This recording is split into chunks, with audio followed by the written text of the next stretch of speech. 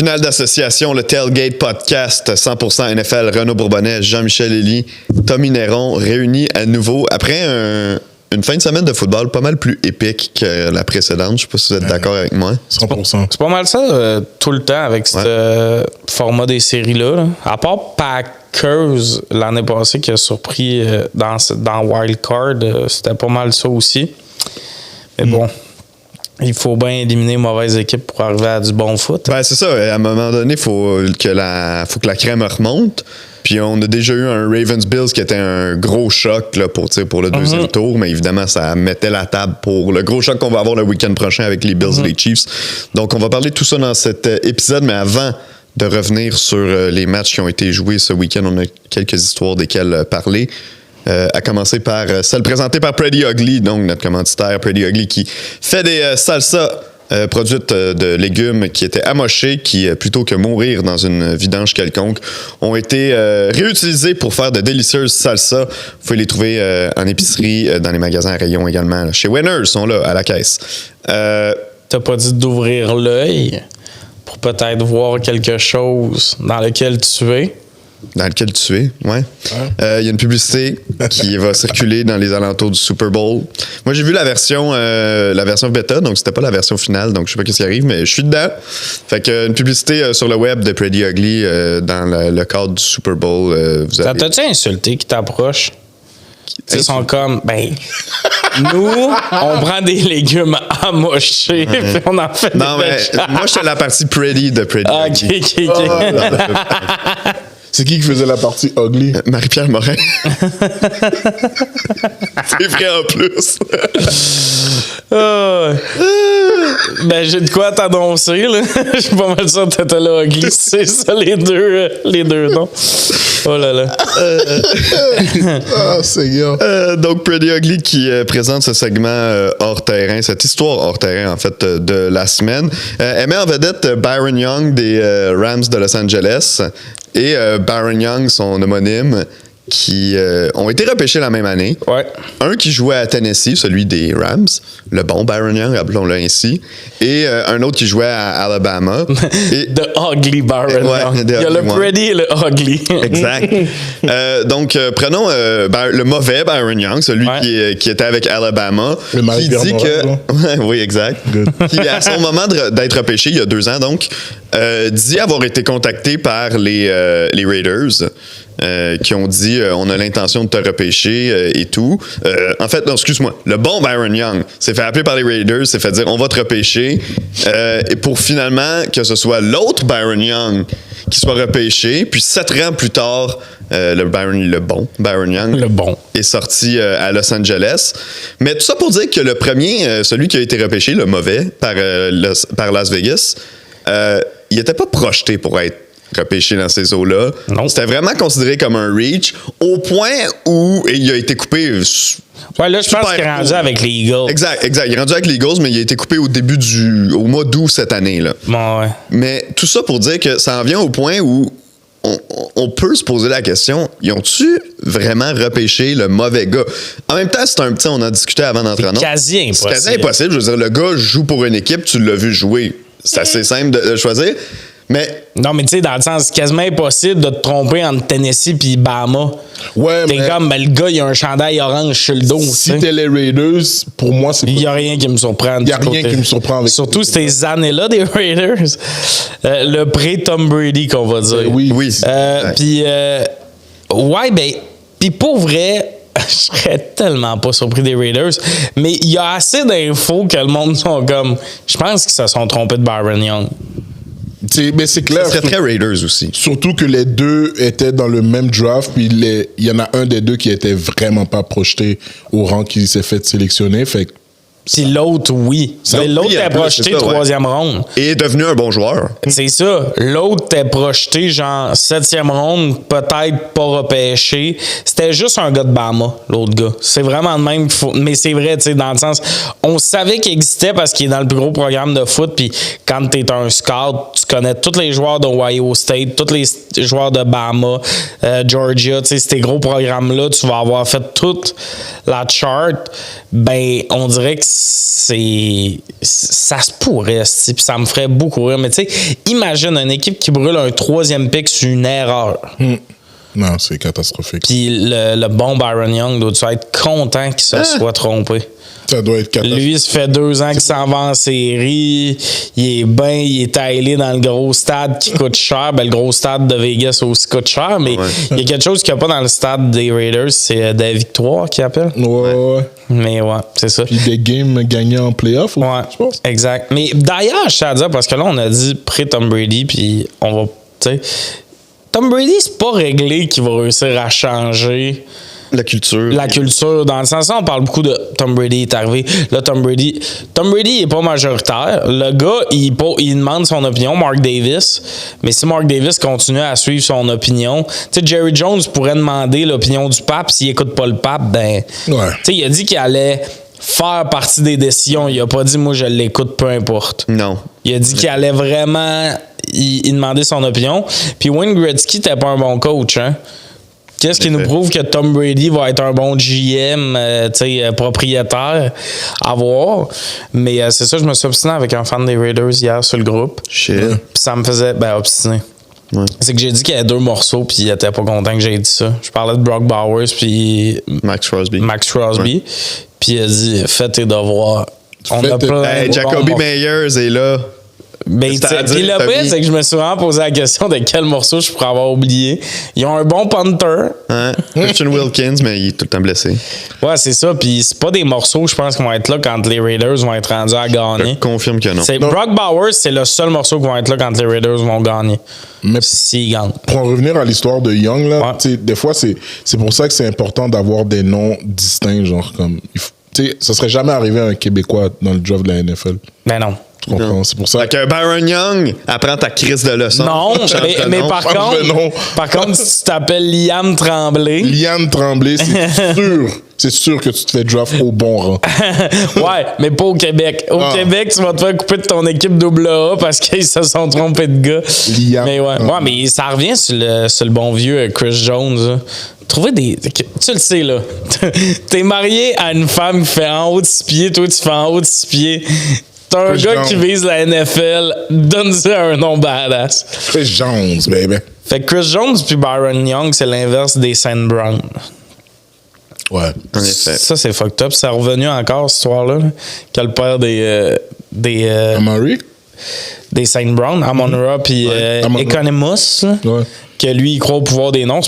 Leur vrai nom, c'est Brown. Je trouve ça hilarant à chaque fois. Ouais, ils ont ajouté le Saint en avant. Il a checké sa femme, il a fait, ça va être malade en arrière d'un jersey. Mais d'un, c'est pas tant malade. Même en buvant du Coca-Cola aussi, ça va être... mais c'est pas... Mais en même temps, ce monsieur-là, Chris Jones n'existerait pas, puis Byron Young non plus. Ça serait des Mac Jones puis des Saint Young. La Donis. J'avoue qu'avec Amon-Ra puis Equanimus comme nom, là, tu risques pas de te mélanger. Ouais, il croit au pouvoir des noms. C'est pas genre des dieux égyptiens ou quoi. Ra, c'est le dieu du soleil. Égyptien. C'est une carte de Yu-Gi-Oh! Aussi. Évidemment que le fan des Dolphins joue à Yu-Gi-Oh! Je joue pas, mais je savais ça. Mais ouais, je suis un fucké, là. Je suis un moyen fucké. Ah ouais? Le gars qui amenait ses petits gars dans le garage à 6 pour qu'ils bench press, il est fucké? Ouais, un peu. Je te trouve un peu langue sale. Avant de passer au prochain segment, je vais profiter de l'occasion pour plugger notre chaîne YouTube pour que les gens aillent s'abonner. Le Tailgate, donc YouTube, Instagram, TikTok, ça va bien en ce moment. On voit que les chiffres montent. On a eu une grosse semaine la semaine dernière, donc si vous pouvez continuer de faire monter ça. On approche des 1000 abonnés sur YouTube. Ça nous permet de monétiser le compte si on le fait. Donc, merci de participer à ça. Fait que faites pause, allez cliquer sur subscribe puis repasez sur play après. Je pense même que tu es capable en même temps. Ouais. Donc, tu mets ta souris, tu peux continuer de checker l'image puis cliquer s'abonner en même temps. Ouais, je sais que c'est tough pour certains, là, mais. Ouh, il se met à attaquer le public. Non, mais j'en fais partie. Non, moi j'aime ça quand t'attaques le public. C'est vous autres. Envoie le chien. Hey, moi j'aime ça quand vous vous attaquez l'un contre l'autre. C'est comme genre Shaq et Charles Barkley comparé au... sais, quand on compare le dernier épisode. Le petit. On est les deux personnes qui ressemblent le moins à Shaq et Charles Barkley. Non, mais en termes d'amitié et de confrontation, vous êtes pareils. Vous vous aimez beaucoup. On n'a pas la même rivalité de terrain. Là. On n'a pas la même rivalité. Mais vous vous aimez beaucoup. Oui, oui. Mais quand vous argumentez l'un contre l'autre, c'est intense. Ah, ben pour vrai. Moi, j'adore ça. Je pense qu'on était encore en onde que c'était réglé, là. Genre, oui. chicane. Ouais, non, chaque. J'ai chié dans ton coffre de char, mais tu le sais pas encore. C'est pour ça que je suis parti vite la semaine passée. All right. Bon, mais ça va être du beau pelletage tantôt dans ma valise. On passe à la cote de la semaine. Tu veux des sapates ou. Des pardon? Tu veux des sapates? Ça va être des gougounes? Tu veux des gougounes? Comment t'as appelé des gougounes? Des sapates. J'ai jamais entendu ça. Ça, c'est le mot créole. Ah oui? Créole? Ouais. Ah. Puis toi, tu t'es dit que c'était une bonne idée de nous faire comprendre de quoi? Il y a des mots. Je suis avec mes deux amis les plus blancs du monde. Ils doivent comprendre le mot créole. Il y a des mots que vous allez apprendre de moi, de ma culture, puis il y a des mots que je vais apprendre de votre. C'est bon, sapate, je vais le réutiliser. Sapate. Yeah. Demande-le à Didier Ormangé aussi. Ouais, je vais dire, hey, je suis venu en sapate. Est-ce que des Il va voir Didier Ormangé. Puis là, Didier va juste faire l'appropriation culturelle. Il va voir Didier Ormangé, il va dire yo, sapate. Sapate, mon gars. What the fuck? Non, mais est-ce que des Crocs, c'est considéré comme des sapates? Ouais. OK. Parfait. OK. Mais y a-tu un mot qui se plug mieux en créole qui pourrait plugger à Didier? Non, même pas. Il y a juste ça. J'ai trouvé le moyen de plugger sapate. Qu'est-ce que tu pourrais plugger à Didier en créole? Hey, tu y penseras. Tu y penseras. Nous autres, on va parler de la cote de la semaine. Présenté par... Je tiens à dire, il est pas pressé, ce gars-là, aujourd'hui. Si vous trouvez que c'est relax, on était prêt à tourner, il nous a dit, je reviens, il met son manteau, je suis comme toi. Il voulait même pas nous dire où qu'elle allait. Il voulait même pas nous dire où qu'elle allait. Il allait chercher un petit café. Parce que ces deux gars-là, ils ont un groupe, puis ils se disent entre eux, yo, va me prendre un café. Non, c'est juste on a un groupe, ça s'appelle une conversation. Ça m'est déjà arrivé une couple de fois de texter Renaud en disant, yo, si tu passes au team, tu peux-tu me pogner un café? Visiblement, on a 3 cupes de café. De places différentes en plus aujourd'hui. Ouais. C'est juste. Je me suis jamais fait offrir un café par aucun des deux. Il me l'a jamais offert, j'ai demandé. Ça s'appelle être impoli. Vous voyez, c'est ça que je vous parlais. C'est Shaq et Charles Barkley qui sont en train de m'intimider en ce moment. Non. Moi, mon point, c'est juste Kenny que Jet Smith. T'es pas pressé aujourd'hui, disons. Non, je suis pressé. Ça paraît. On peut passer à la cote de la semaine. Présenté par Mise au jeu plus. Exact. Mise au jeu plus sur le site de Mise au jeu plus pour toutes les cotes sur le football de la NFL et sur le football des autres ligues et sur tous les autres sports également. Nous, on se tourne bien sûr vers le football parce que c'est notre sport de prédilection au tailgate. Le jeu doit rester un jeu. Faites-vous un budget, dépassez-le pas, puis refaites-vous pas si vous vous défaites grâce à cause du jeu. Voilà, miseaujeu+.com. La cote qu'on a choisie pour cette semaine, elle concerne le match entre les Commanders, qui sont toujours vivants, qui s'en vont à Philadelphie. On pense que Zach Ertz, l'ailier rapproché des Commanders, va marquer un touché. Sa cote pour le faire est à 3,65. Fois la mise. C'est un joueur qui a été visé toute la saison par Jayden Daniels, spécialement dans la zone payante, spécialement dans la zone des buts. Il est efficace. Il s'en sert depuis le début des éliminatoires. Donc, selon moi, c'est une belle cote à aller chercher. Ouais, Zach Ertz, c'est solide. Aussi, on a vu que du côté des Commanders, on y va souvent en 4e essai. Ouais. On est même allé en 4e essai. Près de la zone des buts. Près de la zone des buts, on y va souvent. T'as Terry McLaurin qui va sûrement recevoir beaucoup d'attention. Fait que Zach Ertz va peut-être être le gars qui réussit à se libérer. Surtout sur des courts jeux, le tight end est souvent l'option qui se libère. On le voit souvent près de la zone des buts. Un tight end qui fait un petit tracé, qui se place. Puis Jayden Daniels, dans son style de jeu, tu sais, son dépanneur est important, puis son tight end est très important. Puis en plus, pour ajouter à l'aspect magique de tout ça, c'est un retour à Philadelphie pour Zach Ertz. En effet. Il a joué là-bas tout le début de sa carrière. Fait que ce gars-là, je pense qu'il va être primé as fuck pour sortir son ancienne équipe des séries. Puis je serais vraiment pas surpris que cette cote-là se réalise. Je la trouve même généreuse. Tu sais, honnêtement, moi, je saute sur ce cote-là. Là. Puis aussi, tu sais, quand tu regardes la défensive de Eagles, avec un gars comme Hurts de l'autre côté, Zach Ertz, je veux pas faire Jalen Hurts, puis tu comprends, comme la dernière fois, mais bref. Pour Hurts, ça va être très facile de se libérer. Puis, dans le fond, la ligne offensive de Washington vont recevoir beaucoup de pression dans la zone payante. Fait que ça va permettre en sorte que Jayden Daniels va être capable de faire une passe très courte à Zach Ertz, puis je pense que ça va être effectif. Je pense que le pari va rentrer, puis ça va être un pari très, très, très facile à rentrer selon moi. Moi aussi, j'y vais avec ça. Je pense qu'ils vont l'avoir. Tracé court à l'intérieur des hash marks dans la zone début. Combien de fois on l'a vu cette saison? Puis Jayden Daniels, tu sais, il est tellement calme dans sa pochette que lui, envoyer ça dans le trafic au milieu de la zone début, ça il fait pas peur, pas en tout. Fait que, au contraire, c'est quasiment une spécialité. En plus, comme tu as le wow factor de Daniels avec sa vitesse au sol, tous les linebackers vont un peu jouer ses talons. Tu sais, oui, il faut que tu guettes le tight end, mais il y a aussi le côté, lui, il peut partir à courir à tout moment. Fait que près de la zone début, ça devient tough parce que si tu te colles trop à Zach Ertz, tu viens peut-être de libérer un couloir pour Jayden Daniels qui passe bien vite devant toi. Fait que ce cote-là, pour vrai, là, c'est terrible de dire ça quand on parle d'une cote, mais pour moi, c'est quasiment un sure shot. Ouais. Parce que McLaurin va attirer beaucoup d'attention dans le plan de match. Je pense que Zach Ertz va se faire oublier quelques fois. Puis de toute façon, c'est une grosse cible. Fait qu'à 1 contre 1, peu importe qui tu y mets dessus, j'aime ses chances d'aller chercher le ballon. Là. Vraiment, moi aussi. OK, parfait. On s'entend tout là-dessus. On est capable de passer à autre chose. On va y aller avec nos confrontations de la semaine, messieurs, présentées par Fromagerie Victoria.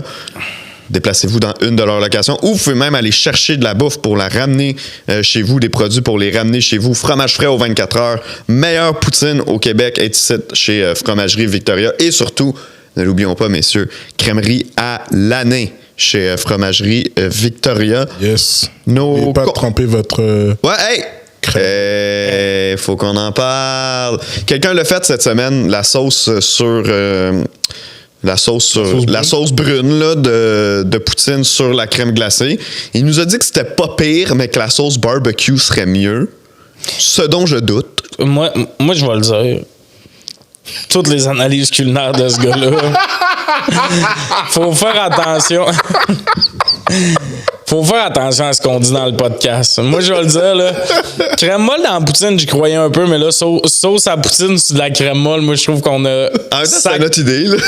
Oui, c'était notre idée, mais je pense que... Tu sais, je me suis pas rendu à la Fromagerie Victoria pour la réaliser. Lui, il l'a fait. Faut faire attention à ce qu'on dit, honnêtement. À moins qu'on dise des affaires super positives, comme donner du sang. Là, on est peut-être des bons modèles, mais j'imagine juste la face de la caissière. Ah, mais on la voit. Je prendrais une crème molle. Je pense que c'est un gars, mais on le voit, là, parce que c'est lui qui le verse. Ah ouais? Ouais. Puis quelqu'un tient la caméra, là. Oui, il y a quand même une qualité de production là, dans la vidéo. Ouais, mais imagine comment... Je vais prendre une crème molle sauce brune. Hein? Ouais. Ouais. Non, tu peux pas comprendre. J'écoute un podcast. Que vous commentez. Puis on dit crème molle sauce brune, mais lui, il fait les tests, pour vrai. Je vais aller sur le menu additionner. Moi, j'apprécie ce que tu fais pour nous, by the way. Merci, man. J'apprécie aussi. C'est Bacon qui est pas d'accord. J'apprécie aussi. Bon, prochaine fois, j'ai fait de bacon dans crème glacée. Non, je trouve ça weird, finalement.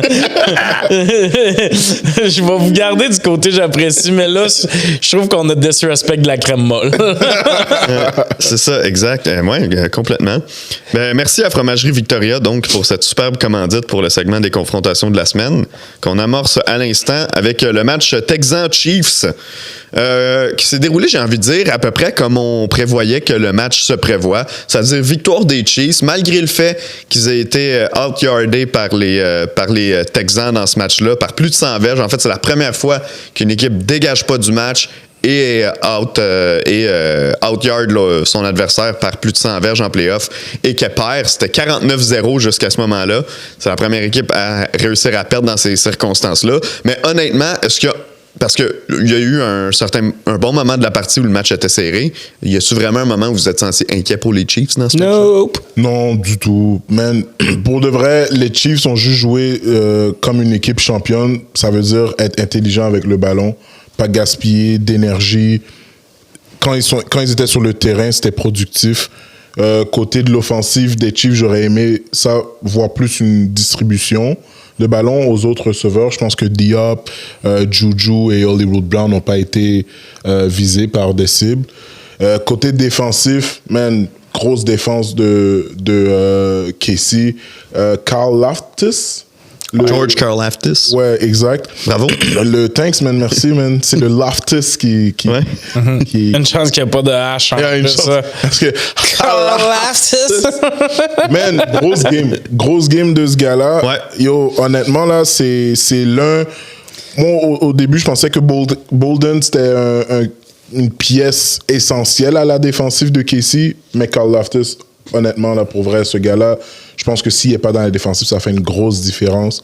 Puis, honnêtement, il y a eu une très bonne game, 3.5 sacs, dominant comme jamais. Pour Houston, honnêtement, il faut vraiment qu'il s'améliore par rapport à la ligne à l'attaque, parce qu'il y a de la pression qu'ils sont capables de prendre, mais contre les grosses défensives, ça laisse toujours à désirer. Puis ça les fait en sorte que comme ils prennent des jeux très risqués dans des situations très risquées, puis en playoff, tu peux pas te permettre de avoir une lacune dans ton offensive. Ah, je suis d'accord. Du côté de Houston, je me demande même si c'est pas le coach de la ligne offensive qui est à changer. Parce que, ils ont investi des choix quand même sur cette ligne-là. Ils ont Blake Fisher qui est rentré. Ils ont Green une couple d'années qui ont drafté super haut. Ils ont été tradés pour prendre Tunsil aussi. C'est ça. Ils l'ont signé en free agency, mais... Non, ils ont donné genre 3 choix de première ronde. Oh, c'est un trade que tout le monde, à un moment où tout le monde était quand hein? Ouais. Mais... je sais pas si c'est les joueurs qui sous-performent ou ils sont mal encadrés, mais la ligne marche pas, je suis d'accord avec toi. Il y a eu trop de pression qui est rentrée. Du côté de la défense de Kansas City, c'est une défense qui reçoit pas le mérite. On dirait qu'elle mérite parce que c'est des gars draftés par Casey qui les développent. Puis, eux, ils vont trouver leur pépite. Mais, Bolton, ils ont drafté ça. Léo Chenal, qui a bloqué un autre punt encore. C'est pas un punt, un autre kick. Ouais. Karl Aftis, c'est tous des gars qui ont drafté. McDuffie. Ils les ont draftés dans les dernières années, puis ils les ont développés extrêmement vite. Fait qu'on dirait que des fois, on est comme, de où ils sortent? Mais tout à l'interne, ils ont tout géré ça. C'est pas une surprise que ça marche. Puis, ça, c'est sans compter les Mike Dana puis toutes ces pièces-là que, Wharton, là, le 98, là, c'est pas Chris Jones, c'est pas... Mais c'est tellement des pièces importantes dans la profondeur de cette défense-là que eux aussi sont capables de réussir des jeux. C'est tellement important d'avoir de la profondeur qui peut réussir des jeux. C'est ça aussi qui ouvre la porte à tes joueurs vedettes parce que tu peux pas doubler tout le monde. Puis là, tu sais plus sur qui mettre ton attention. Du côté des Chiefs, j'ai jamais été inquiété. Pour moi, j'ai un peu l'impression qu'on voit une équipe qui... genre, t'écoutes un film de super-héros, puis il utilise même pas ses super-pouvoirs quand il se bat avec quelqu'un. Man, c'est fou. C'est un peu ça, tu sais. T'es comme, pourquoi t'as pas juste tiré du laser avec tes yeux? Moi, je voulais le battre à main nue, lui. J'avais le goût d'un petit... On dirait que c'est ça quasiment. Fight Club style. Il y a pas encore, tu sais, on n'a pas encore vu Mahomes avoir besoin de faire une drive à 2 minutes de la fin. Ça fait des semaines qu'on l'a pas vu faire ça, mais on sait qu'il est capable de faire ça. Fait que c'est pour ça qu'on n'est pas inquiet. Qui a 9 points d'avance, je suis comme... OK, tu comprends, on est loin des battes, là, c'est loin d'être réglé. Tu sais, quand tu vois comment ils ont gagné le Super Bowl l'année passée, ça drive de la fin, ils laissent le chrono rouler pour faire leur jeu, puis le toucher rang, tu sais. On voit pas encore ça de Mahomes, mais c'est pas parce qu'il est pas capable de le faire, c'est qu'il a pas besoin de le faire. La game est tellement gérée que... Pour moi, c'est une des équipes les plus abouties des Chiefs qu'on a vues, mais le monde en parle comme l'équipe la moins convaincante parce qu'ils gagnent pas 33-30, mettons. Mais t'es comme... Oui, je comprends, ils n'ont pas scoré en haut de 30 points, mais c'est parce que leur défense fait qu'ils n'ont pas besoin d'aller là-dedans. Ils roulent du chrono beaucoup, ils courent plus au sol. Tu sais, la première année que les Chiefs sont allés au Super Bowl, là, c'était cette année-là, justement, contre les Texans, qui perdaient par 4 possessions en mi-temps. 24-0. puis qui ont commencé à lancer, tu sais, puis c'était impressionnant, c'était spectaculaire. Mais pour moi, c'est l'année qu'ils ont perdu contre les Bucks, je pense, par exemple. C'est ça. Peu importe. Mais je pense, en plus, tout le game, ils perdaient dans le run. Ils ont tout le temps perdu par 10 points, cette run-là. Pour moi, c'est bien plus inquiétant une équipe de même. Oui, ils finissaient par gagner, mais ils commencent tout le temps tout proche. Tout. Là, tu vois, une équipe mature, puis tout ça. Faut parler de Travis Kelce dans le sens où ce gars-là, ça va être... Tu sais, quand on va parler de lui, quand sa carrière va être finie, ça va être la légende du gars qui était dominant en saison, mais incroyable en série. Mais je pense que c'est l'identité de tous les joueurs étoiles de Kansas City. Je pense qu'ils sont bons en saison, ils sont très bons en saison, mais incroyables ils font tous des jeux en playoff. Moi, Travis Kelce, plus jeune, je l'aimais, mais j'étais pas genre the fuck pis tout. Puis une manière, il performe tellement pis tout que tu t'en vas analyser son jeu. Puis c'est un joueur quand même unique sur comment il trouve l'espace. C'est fascinant comment ce gars-là trouve l'espace. Puis en début de saison, il y a eu un slow start parce que c'était tellement la seule cible qu'il était tout le temps double teamé. Fait que là, trouver l'espace quand t'as deux gars sur toi, c'est un peu plus tough, là. Mais, man, il trouve le trou, puis ses manières de courir après réception, c'est fascinant comment. Puis, tu sais, dans son podcast, il break down des fois des tracés qu'il a fait. Il sait tellement comment la défense se place qu'il sait son haut et couloir. Puis on l'a vu encore, là, il a comme simili contourné un gars de justesse. Il est resté proche, puis il a refait ça pour comme... Parce qu'il sait qu'il a perdu en vitesse, fait que ça... Tu sais, c'est ça qui fait qu'il produit encore, parce qu'il a vraiment ralenti, mais il fait quand même des réceptions de 40 quelques verges, parce que, man, il sait tout le monde est où sur le terrain. Fait qu'il sait son chemin le plus probable pour être loin de tout le monde. Puis la passe de Mahomes à Kelce, c'était beau, là. C'était très cliché Instagram. Hey, et puis Al-Jair qui s'est juste un peu tassé, puis Kelce qui a fait un peu le... Ça c'était du bon taunting. J'étais genre, est-ce que c'était bon? Ça fait tellement chier parce que c'était pas un... Ben, tu sais, c'est une demi-seconde d'hésitation d'Al-Jair qui a fait qu'il est en retard sur le jeu, mais c'est tellement badass qu'il est en terre, tu fais le move en mode... Tu peux pas hésiter une seconde contre nous autres. Puis aussi, les partisans de Texans là, qui parlent des pénalités, même les Chiefs. Mais c'est pas les partisans des Texans. Les gens. Ben, les gens haters, général de les Chiefs haters. Pour vrai, là, comme, faites juste calculer si Karl Loftus a pas ces 3 sacs, déjà là, concentrez-vous sur comme que votre offensive bloque. Puis après, on parlera, là. Puis comme les deux pénalités que les gens se plaignent le plus, je peux comprendre qu'une d'entre elles était comme... Moi, c'est à la Will Anderson. Ouais, celle à Will Anderson laissait à désirer. Pour un gars qui a déjà joué la position de Will Anderson, je peux comprendre que c'est en même temps un peu... C'est un bang-bang play, là. Ouais. 100%. Comme on disait avant de tourner. Mais un miscall dans le match, ça se peut. Ouais, un miscall, puis pour vrai, c'est pas genre à la ligne des buts pis tout. Ça a continué une séquence. Je sais pas si on marqué sur séquence les Chiefs. Ça a continué une séquence, mais j'ai déjà vu des pénalités bien plus weird que ça, dans un moment bien plus critique que tu peux questionner le jeu des arbitres. Ben oui. Là, c'est juste rendu qu'ils veulent dire les Chiefs sont... on s'est rendu que les gens cherchent parce qu'on s'entend, il y en a eu des calls. Je parle pas dans ce match-là. Règle générale, dans la saison depuis 2 ans, il y en a eu des calls tirés par les cheveux qui allaient aux Chiefs, comme c'était le cas avec les Patriots auparavant. Mais étant donné qu'il y en a eu, là, c'est rendu que le monde cherche des poux. Chaque call limite, on crie au vol. Là, puis au pire, que quand les Chiefs perdent une game, ils perdent de la manière la plus clean possible. Ça veut dire que comme ils ont littéralement perdu la game. Puis j'entends peu de gens se plaindre, mais à chaque fois que les Chiefs gagnent, il y a toujours une manière que les gens ils apprécient pas dans la manière comme les Pats à l'époque. Ils vont se plaindre. Puis ils sont toujours en train de critiquer le fait que Mahomes joue la comédie. Regarde, il a essayé de... Il a fait ses lignes de côté, il a essayé, mais c'est ça, mais en même temps, les refs ont fait comme non, on va pas puis ils ont pas donné. Pénalité, puis comme ça continue. C'est vrai. Fait que les gens... Puis honnêtement, je vais le dire, là, c'est pas une pénalité plongée au foot. Fais-les. Oui, tu peux tu peux en prendre une. Non, mais il faut que ce soit méga exagéré. C'est ça. Dans le sens, là, il était là, il sait qu'il a le pied sur la ligne, le gars le pousse dans le dos. You flop. Parfait. Ouais. Dans le sens où c'est pas... tu sais, mettons, au hockey, là, si tu dis ça, c'est une pénalité. Puis il le fait tout le temps, puis ça me gosse à cause de ça.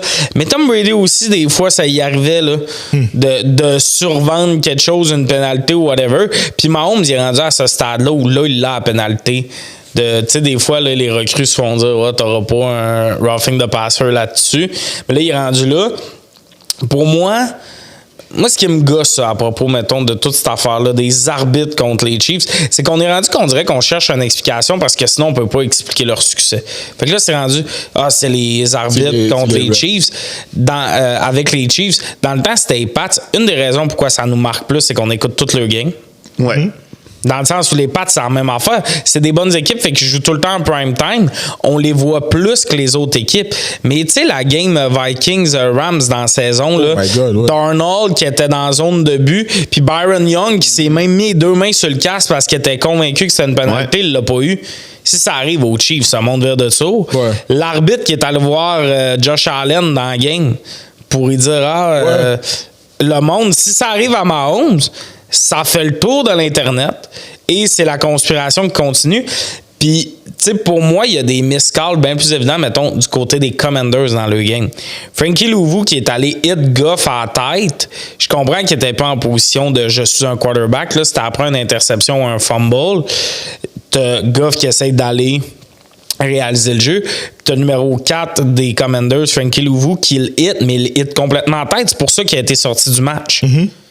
Ça, il n'y a pas eu de pénalité là-dessus. Est-ce que tu as vu quelqu'un sur Internet dire que les refs étaient du bord des Commanders? Imagine si Goff ne revient pas dans la game. La game s'est finie sur ce hit-là. Il n'y a même pas eu de pénalité. Il n'y a personne sur Internet qui dit « Les Commanders, les refs sont tellement de leur bord. » C'est fucked up, là. Il y a des pénalités bien plus évidentes qui ont été manquées en fin de semaine ou données de manière sévère. La seule que moi je trouve, c'est Will Anderson. C'était un bang-bang play. C'était pas un roughing de passer.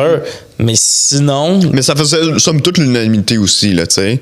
Oui. Que c'était pas une pénalité. Au sens que, comme. 100%, ça, c'était pas une pénalité. Mais là, quand on tombe dans le. Évidemment, il y a tout le temps un flag, puis on l'a déjà dit ici. Mais, tu sais, des flags pour avoir retenu, puis tous les bons QB envoyer les yeux de l'arbitre à la bonne place aussi. Exact. Non, c'est ça, exact. OK, on enchaîne avec la prochaine partie qui était très, très divertissante. Commanders 45, Lyon 31, 52 points marqués en première demi dans ce match-là. Écoutez, la semaine passée, je suis retourné écouter notre segment sur ce match-là. Ce qu'on disait, je me rappelais qu'on l'avait dit aussi, c'est que la seule manière que les Commanders peuvent gagner ce match-là, c'est que ça se transforme en festival de tu scores, je score, tu scores, je score, tu scores, je score. Puis c'était ça en première demi. Puis à chaque fois que les Lions scoraient, on se disait, tu sais, les efforts que les Commanders ont mis sur la drive d'avant viennent un peu de s'envoler parce que là, tout est à rebâtir. Mais à chaque fois, ils rebâtissaient. Puis rendu à mi-temps, il y a une des deux équipes qui allait pas choquer, mais qui allait lever le pied de la pédale à gaz. Puis visiblement, c'est les Lions qui l'ont levé. Jared Goff a pas été bon dans ce match-là. Il a lancé des interceptions qui n'avaient pas lieu d'être. Puis, il y a eu des décisions chez les Lions qui m'ont fait grincer des dents. Tu sais, ça s'est pas joué ces 4e essais, au sens que l'an dernier, ça les avait coulés. Puis on se disait, tu sais, les paris audacieux qu'ils prennent, à un certain point, ça va peut-être les rattraper. Mais tu sais, à un certain point, à la fin du match, puis on s'entend, les Commanders, c'était déjà en contrôle. Les chances des Lions de revenir étaient pas bonnes. Mais tu mets le ballon dans les mains de Jameson Williams pour qu'il lance, qui a lancé un pick abominable. J'ai pas de problème avec la décision de jeu en tant que telle, de faire un reverse play puis d'essayer un trick play parce qu'à un moment donné, t'essayes de quoi. Le problème que j'ai, c'est d'avoir cru en Jameson Williams pour qu'il prenne une décision intelligente. Ce gars-là, depuis le début de sa carrière, il a montré que c'est pas le moineau le plus rapide. En fait, il court vite, mais c'est pas mal tout ce qui spin les jambes pour lui. Plus vite que le cerveau. Ah ouais, pas mal. Parce que, tu sais, déjà, quand il a marqué son toucher, il a célébré en faisant comme s'il fourrait quelqu'un. Puis il a fallu que ses coéquipiers le tassent pour pas qu'il prenne que les arbitres le voient à temps puis qu'ils prennent une pénalité. Après ça, tu lui fais confiance pour lancer ce jeu-là. Sur ce jeu-là, la consigne est simple. T'es un wide receiver qui lance. Est-ce que le gars est complètement ouvert? Si oui, tu y lances. Sinon, t'envoies ça dans les estrades, tu te débarrasses du ballon. Il a pris une décision horrible. Puis pour moi, l'erreur des Lions, c'est pas d'avoir appelé un jeu truqué, c'est d'avoir fait confiance à ce gars-là pour faire un jeu intelligent. Pour faire le jeu truqué. La célébration, ils m'imitent fourrer quelqu'un, t'as dit? Ouais, t'as pas vu? C'était ça, c'était des push-ups. Ben. Gros la hanche était plus lousse que. Le prof de dire qu'elle était pas content de ces push-ups-là. Pourquoi ton bassin traîne à terre pendant que ça lève ton cul! Mais non, c'est ça, je suis d'accord avec toi. Tu mets pas le ballon dans les mains de ce genre de gars-là. Donne-le à Amon-Ra. il y a des gars qui vont prendre des meilleures décisions que lui, surtout dans cette équipe-là. Je suis d'accord avec toi. Du coup, pour moi, ce match-là, puis tous les matchs surprises, ce sont juste un enfant, c'est les revirements. Mm-hmm. Je pensais que les Lions étaient comme assez brillants pour réussir à ralentir le rythme de jeu. Parce que contre les Commanders, il ne faut pas que tu vas l'accélérer. Jayden Daniels va finir par te brûler. Jayden Daniels, c'est un joueur spécial, là, dans le sens, on l'a vu là, depuis 2 semaines. C'est pas juste un bon QB, c'est un joueur spécial. Il y a du wow factor. Mais dans ce game-là, il faut lever le chapeau à Mike Sanistril, le numéro 0 des Commanders, le joueur défensif. Il a été drafté cette année, c'est une recrue. C'est une recrue aussi. Oui. C'est sa deuxième. Puis ça paraît, il améliore grandement ce groupe de defensive back-là. C'est ça, ils ont laissé Forbes aller, on se rappelle qu'il avait drafté l'année dernière. Ils ont comme assumé on a besoin d'un corner sans aller le chercher. Puis lui, là, sa courbe de progression est incroyable, puis elle arrive au bon moment. Tous les gros revirements, c'est lui. Dans zone de but, sur le jeu de Williams, c'est lui. Puis c'est quelque chose que... Parce que, tu sais, on parlait beaucoup de la défense des Commanders de cette saison. Mm-hmm. Par contre, cette saison, il n'était pas autant capable de créer des revirements que là. C'est avec Lattimore aussi, on a bien beau dire qu'il y a une mauvaise game contre les Bucks. Il y a quand même... il amène quelque chose. Il amène de quoi? Il lockdown quelqu'un quand même. Tu as une option de plus. Fait que cette équipe-là est dangereuse là-dessus parce que la bagarre des revirements, ça va faire foi de tout. Puis t'as quand même Jonathan Allen puis Darren Payne dans cette défense-là qui... T'sais, on dirait pas on les oublie, mais on parlait donc de la ligne défensive dans le temps, puis là, ils ont plus de Chase Young, puis ils ont laissé aller des gars. Mais c'est ça, mais il y a encore les 2 defensive tackles dans le milieu. Ça aussi, ils peuvent quand même mettre de la pression.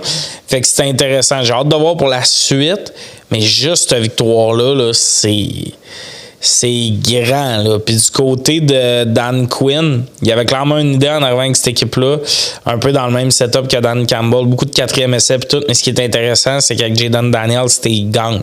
Je pense qu'ils ont 87% de taux de conversion de 4e essai. Mm-hmm.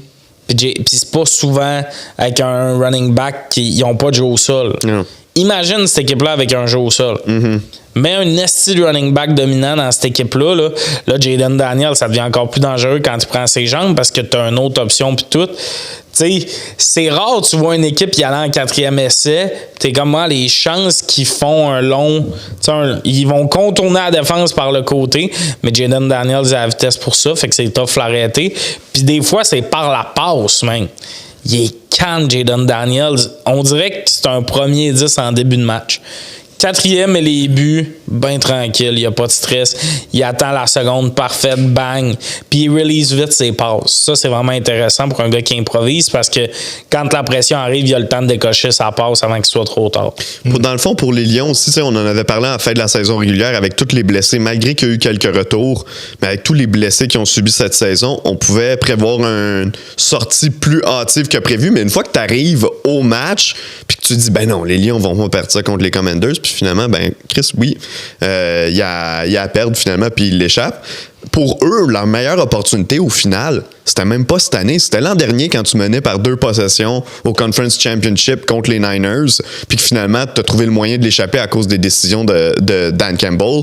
Là, les Lions, cette année, avaient un bon club. Il y avait probablement à papier un meilleur club que l'an dernier, mais avec les blessures, bon, les Hutchinson qui n'étaient pas là. Un Montgomery n'a pas été un facteur dans le match, il revenait au jeu, mais on n'a pas pu vraiment l'utiliser, quoique Gibbs a été vraiment bon là, dans ce match-là.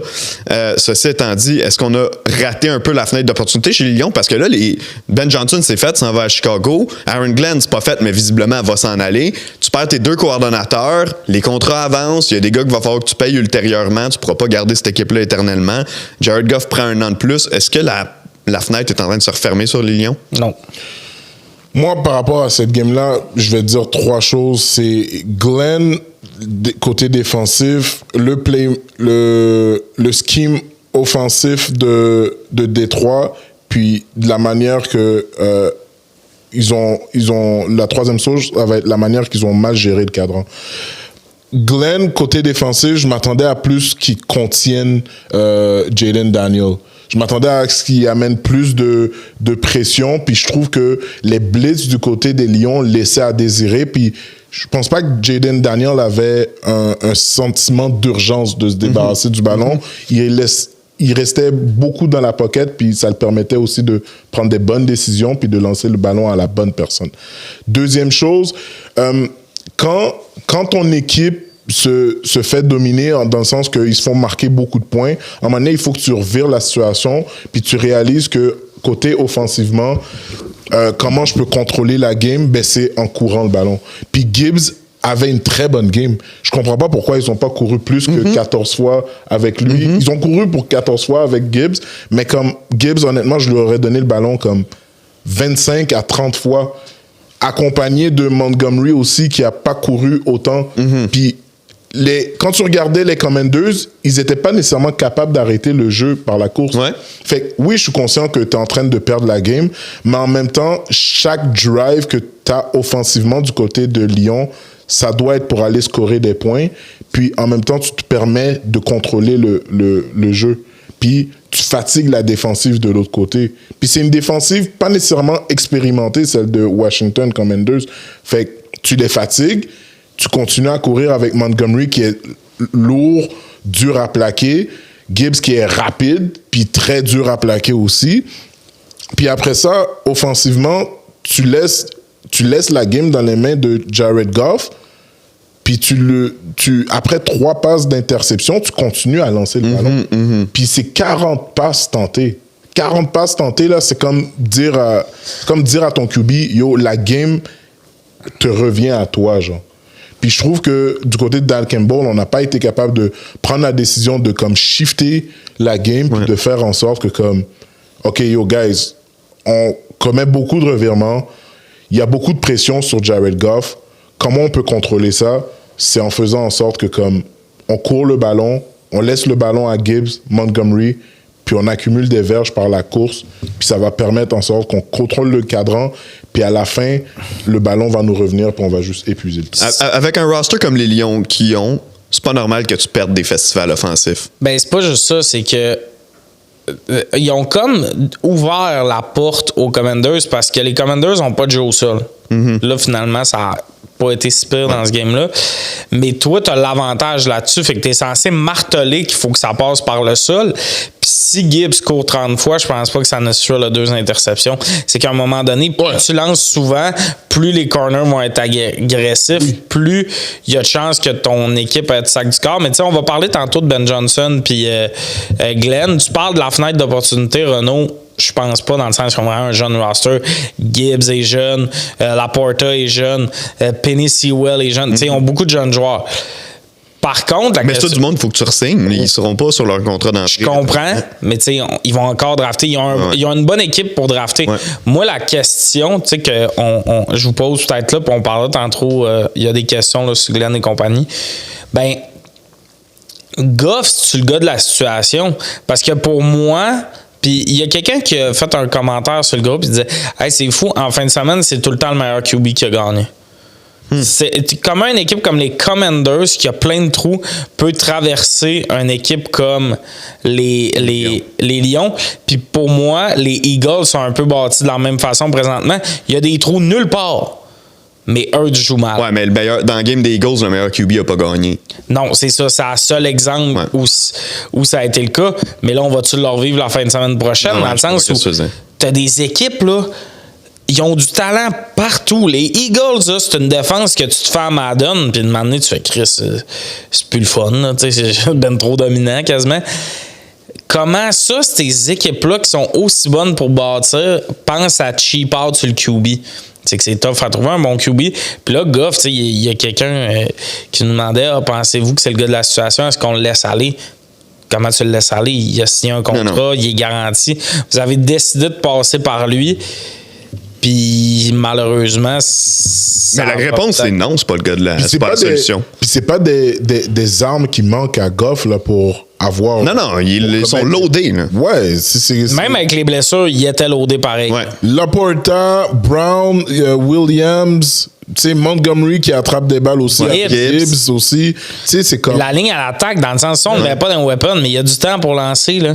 Il y a la meilleure ligne à l'attaque, je pense. Probablement cette saison, c'est la meilleure ligne à l'attaque qu'il y avait. Ça, les Eagles aussi, ça a été bon. C'est dans le top. Là, c'est dans le top 5, ouais. C'est une ligne qui n'a pas de trou. T'as même pas un maillon faible dans cette ligne-là. Fait que c'est tough à expliquer, on verra pour la suite. Mais tu sais, je pense pas que le cycle est fini, mais je pense que les fans des Lions vont peut-être catcher pourquoi les Rams sont allés chercher Stafford. Tu sais, le trade était malade, mais Stafford, c'était ce qui manquait aux Rams. Je pense pas que Stafford, avec les Lions, il y a 3 interceptions, puis que c'est... Non, dans ce match-là, probablement pas. Surtout avec les weapons que Lyon a. On passe justement aux Rams contre les Eagles. Victoire 28-22 des Eagles. Encore une fois, les mêmes difficultés que dans les autres matchs. On n'a pas été capable de passer le ballon. Quoique, je vais quand même donner... faire des petites excuses, pas des excuses, mais donner un bénéfice du doute à Jalen Hurts dans ce match-là. Ses receveurs ont échappé des ballons directs dans les mains. A.J. Brown, les gens ont voulu le défendre sur TikTok la semaine dernière. Ça a été un match catastrophique pour lui. Puis je sais qu'il a fait un gros catch sur la dernière drive des Eagles pour aider à aller chercher un first down. Puis que oui, c'était une belle réception et tout, mais je m'excuse, il a échappé un toucher qui était directement dans ses mains, qui a juste bubble avec le ballon. Puis il a échappé une autre passe, un long jeu qui était directement dans ses mains plus tôt dans le match. Ça a vraiment été un match difficile pour lui, donc on peut pas tout mettre sur le dos de Jalen Hurts. Ceci étant dit, Saquon Barkley était tout simplement inarrêtable dans ce match-là. Ah, man, c'était domination du début jusqu'à la fin, là. Mais pour de vrai, je sais pas si vous allez être d'accord avec moi, je pense que Sean McVay et Matthew Stafford, ils regardent cette game-là. En quelque sorte, ils sont un peu contents parce que leur équipe est quand même jeune. Puis de se rendre là, puis de donner ce genre de game-là à Philadelphie, je serais pas nécessairement je serais déçu de pas avoir gagné, oui, mais je serais quand même content de voir que mes jeunes ont eu de l'expérience puis ils sont quand même bien battus pendant. L'équipe est pas tant jeune, par exemple. Mais côté défensif, oui. Des Eagles? Des Rams. Ah, des Rams. Okay. Côté défensif, oui, ils sont très jeunes. Ils ont Fisk, ils ont Verse. Je suis d'accord qu'ils ont des jeunes joueurs. Pour moi, là, les Rams, là, c'est la meilleure définition de. Il manque un cycle dans le milieu. Non, mais il y a un. Tu sais, parce que tu dis Stafford, il y a 38. Stafford, il a parlé qu'il ne sait même pas s'il revient. Moi je pense que. Cup, sa ligne, t'as deux joueurs quand même assez vieux, sa ligne offensive. Fait que oui, c'est une jeune équipe. Le problème, c'est que leur prochain cycle de draft, ça va sûrement être du remplacement du monde qui s'en vont. Ouais, puis je pense qu'ils vont bien drafter parce que ils sont capables ils sont capables de bien drafter. Mais tu sais, quand tu regardes la game en général, moi je pensais que ça allait être un score plus. Je pensais que Eagles allait gagner avec un plus gros écart, mais ça a été une game serrée jusqu'à la fin. Ouais, mais je pense que la température a joué. La température, à la fin de la journée, tout le monde joue au football, puis ça, il faut arrêter de mettre. La température a quand même un impact. Ça a un impact, mais à la fin de la journée, les deux ont la même chose. Oui, mais ça change le game plan. Si moi, Yassio, tu vas courir toute la game, il n'y a plus de jeu par la passe. Si toi, tu avais bâti ton équipe par la passe, c'est plus tough. Je pense que dans une game où il fait beau, les Rams jouent bien mieux qu'ils ont joué là, parce que là, le jeu par la passe, c'était difficile. Il y a même des bouts où c'était dur. Voir la game, il neigeait vraiment. Oui. Fait que oui, les deux équipes jouent dans les mêmes conditions, mais ça reste. Influence le match. Les drops des joueurs des Eagles, c'est gossant, mais je pense que ça vient un peu de là. Ouais. Les fumbles, parce qu'au final, aussi, les Rams, quand on regarde la marque finale puis qu'on voit comment que le match s'est déroulé, c'est les fumbles qui ont coulé les Rams. Karen Williams qui échappe le ballon après le safety. Le safety, là, ça ramenait le match à un point. C'était l'opportunité pour les Rams de dire hey, on reprend le ballon en plus, c'est le temps d'aller prendre les devants puis de jamais les laisser. Finalement, ils ont échappé le ballon puis c'est arrivé plus qu'une fois là, dans le match. Donc, mais c'est là que ça a été. Mais pour moi, la température a 100% eu un effet. Ceci étant dit, grosse résilience des Rams parce que quand il y a eu le long toucher de Saquon Barkley, le deuxième, celui au 4e quart, je pense qu'on s'est tous dit devant la télé, on a tous regardé des centaines de matchs de football dans notre vie. Pour moi, à ce moment-là, le match il était terminé. Saquon venait de closer la game. Finalement, les Rams ont pris le ballon. Puis là, tu vois, ils sont rendus à la ligne de 20 de l'autre côté. Tu fais, crème, il reste 3 minutes. On n'a pas passé le 2 minutes warning. Ils ont 3 timeouts. Si ce score-là, c'est vraiment possible, ils scorent, ils convertissent, puis là, t'es là, Chris, les Rams peuvent venir. Non. Bon, finalement, on a vu ce qui est arrivé à la fin. Ils ont raté le 4e essai, ils n'ont pas pu réussir à compléter la remontée, mais tu sais, les Rams ont été résilients, ils n'ont jamais abandonné dans ce match-là. Ils étaient négligés, ils étaient sur la route en plus dans la rencontre, donc chapeau quand même à cette équipe-là qui a fait mieux que pas mal de monde croyait parce qu'on les plaçait même pas en éliminatoire. Non, 100%. Puis ce que je veux dire par rapport à la température, c'est que c'est souvent des games serrés dans la neige. On a vu Cleveland Steelers, on a vu, tu sais, justement, il y a beaucoup de revirements, les ballons sont plus durs puis tout. Fait que moi, ça me surprend pas que ça ait été serré à ce niveau-là parce que c'est rare en esti une volée de 45-0 dans la neige. Ouais. Mais du côté de Barkley, grosse game. Le moment où il se tapait sur le casque en allant vers la zone de but, c'était... Tu voyais que le sack round des Giants... il était en train de... Ouais, tout le méchant était en train de... Ah ouais, là, j'étais en train de courir... C'est ouvert. Là. Sur ce jeu-là, je sais pas si vous avez vu, parce que oui, il y a ça, le bout où ils se tapent sur le casque, mais avant que le jeu commence, quand ils sont allés se placer, puis qu'ils ont vu la formation en défense, l'autre bord, c'est quoi? Il a juste regardé Jalen Hurts, puis tu peux lire sur ses lèvres de dire « Watch this ». On a l'alignement parfait devant nous, on sait c'est quoi le jeu qu'on roule. La rumeur, c'est qu'il n'a pas dit ça. Il a confirmé ce qu'il a dit. Et c'est vraiment plus dole que ça parce que Hurts n'a pas voulu dire ce qu'il avait dit. Puis tout le monde était comme, pourquoi est-ce-tu pour flouer? Puis tout ça. Ça a l'air qu'il a demandé à Hurts, es-tu du bon côté? Ah ouais. Parce que je pense qu'en voyant la formation, il ne catchait pas s'il était du bon bord. Mais en même temps. C'est ce que Barkley a dit qu'il a dit à Hurts. C'est ce qu'il a dit, mais aussi, regarde, parce qu'ils ont joué contre cette année, ces deux équipes-là en saison régulière. Puis toutes les fois où les Rams ont joué cette formation-là sur le terrain, les Eagles couraient le long jeu. Puis c'était la même chose sur quand il a scoré son touché plus tôt dans le match. Puis sur le stream, sur le broadcast de la game américain, tout le long, il disait... Je comprends pas pourquoi ils jouent ça. Ils ont joué ça contre eux plus tôt cette saison, puis ils se sont fait brûler à chaque fois.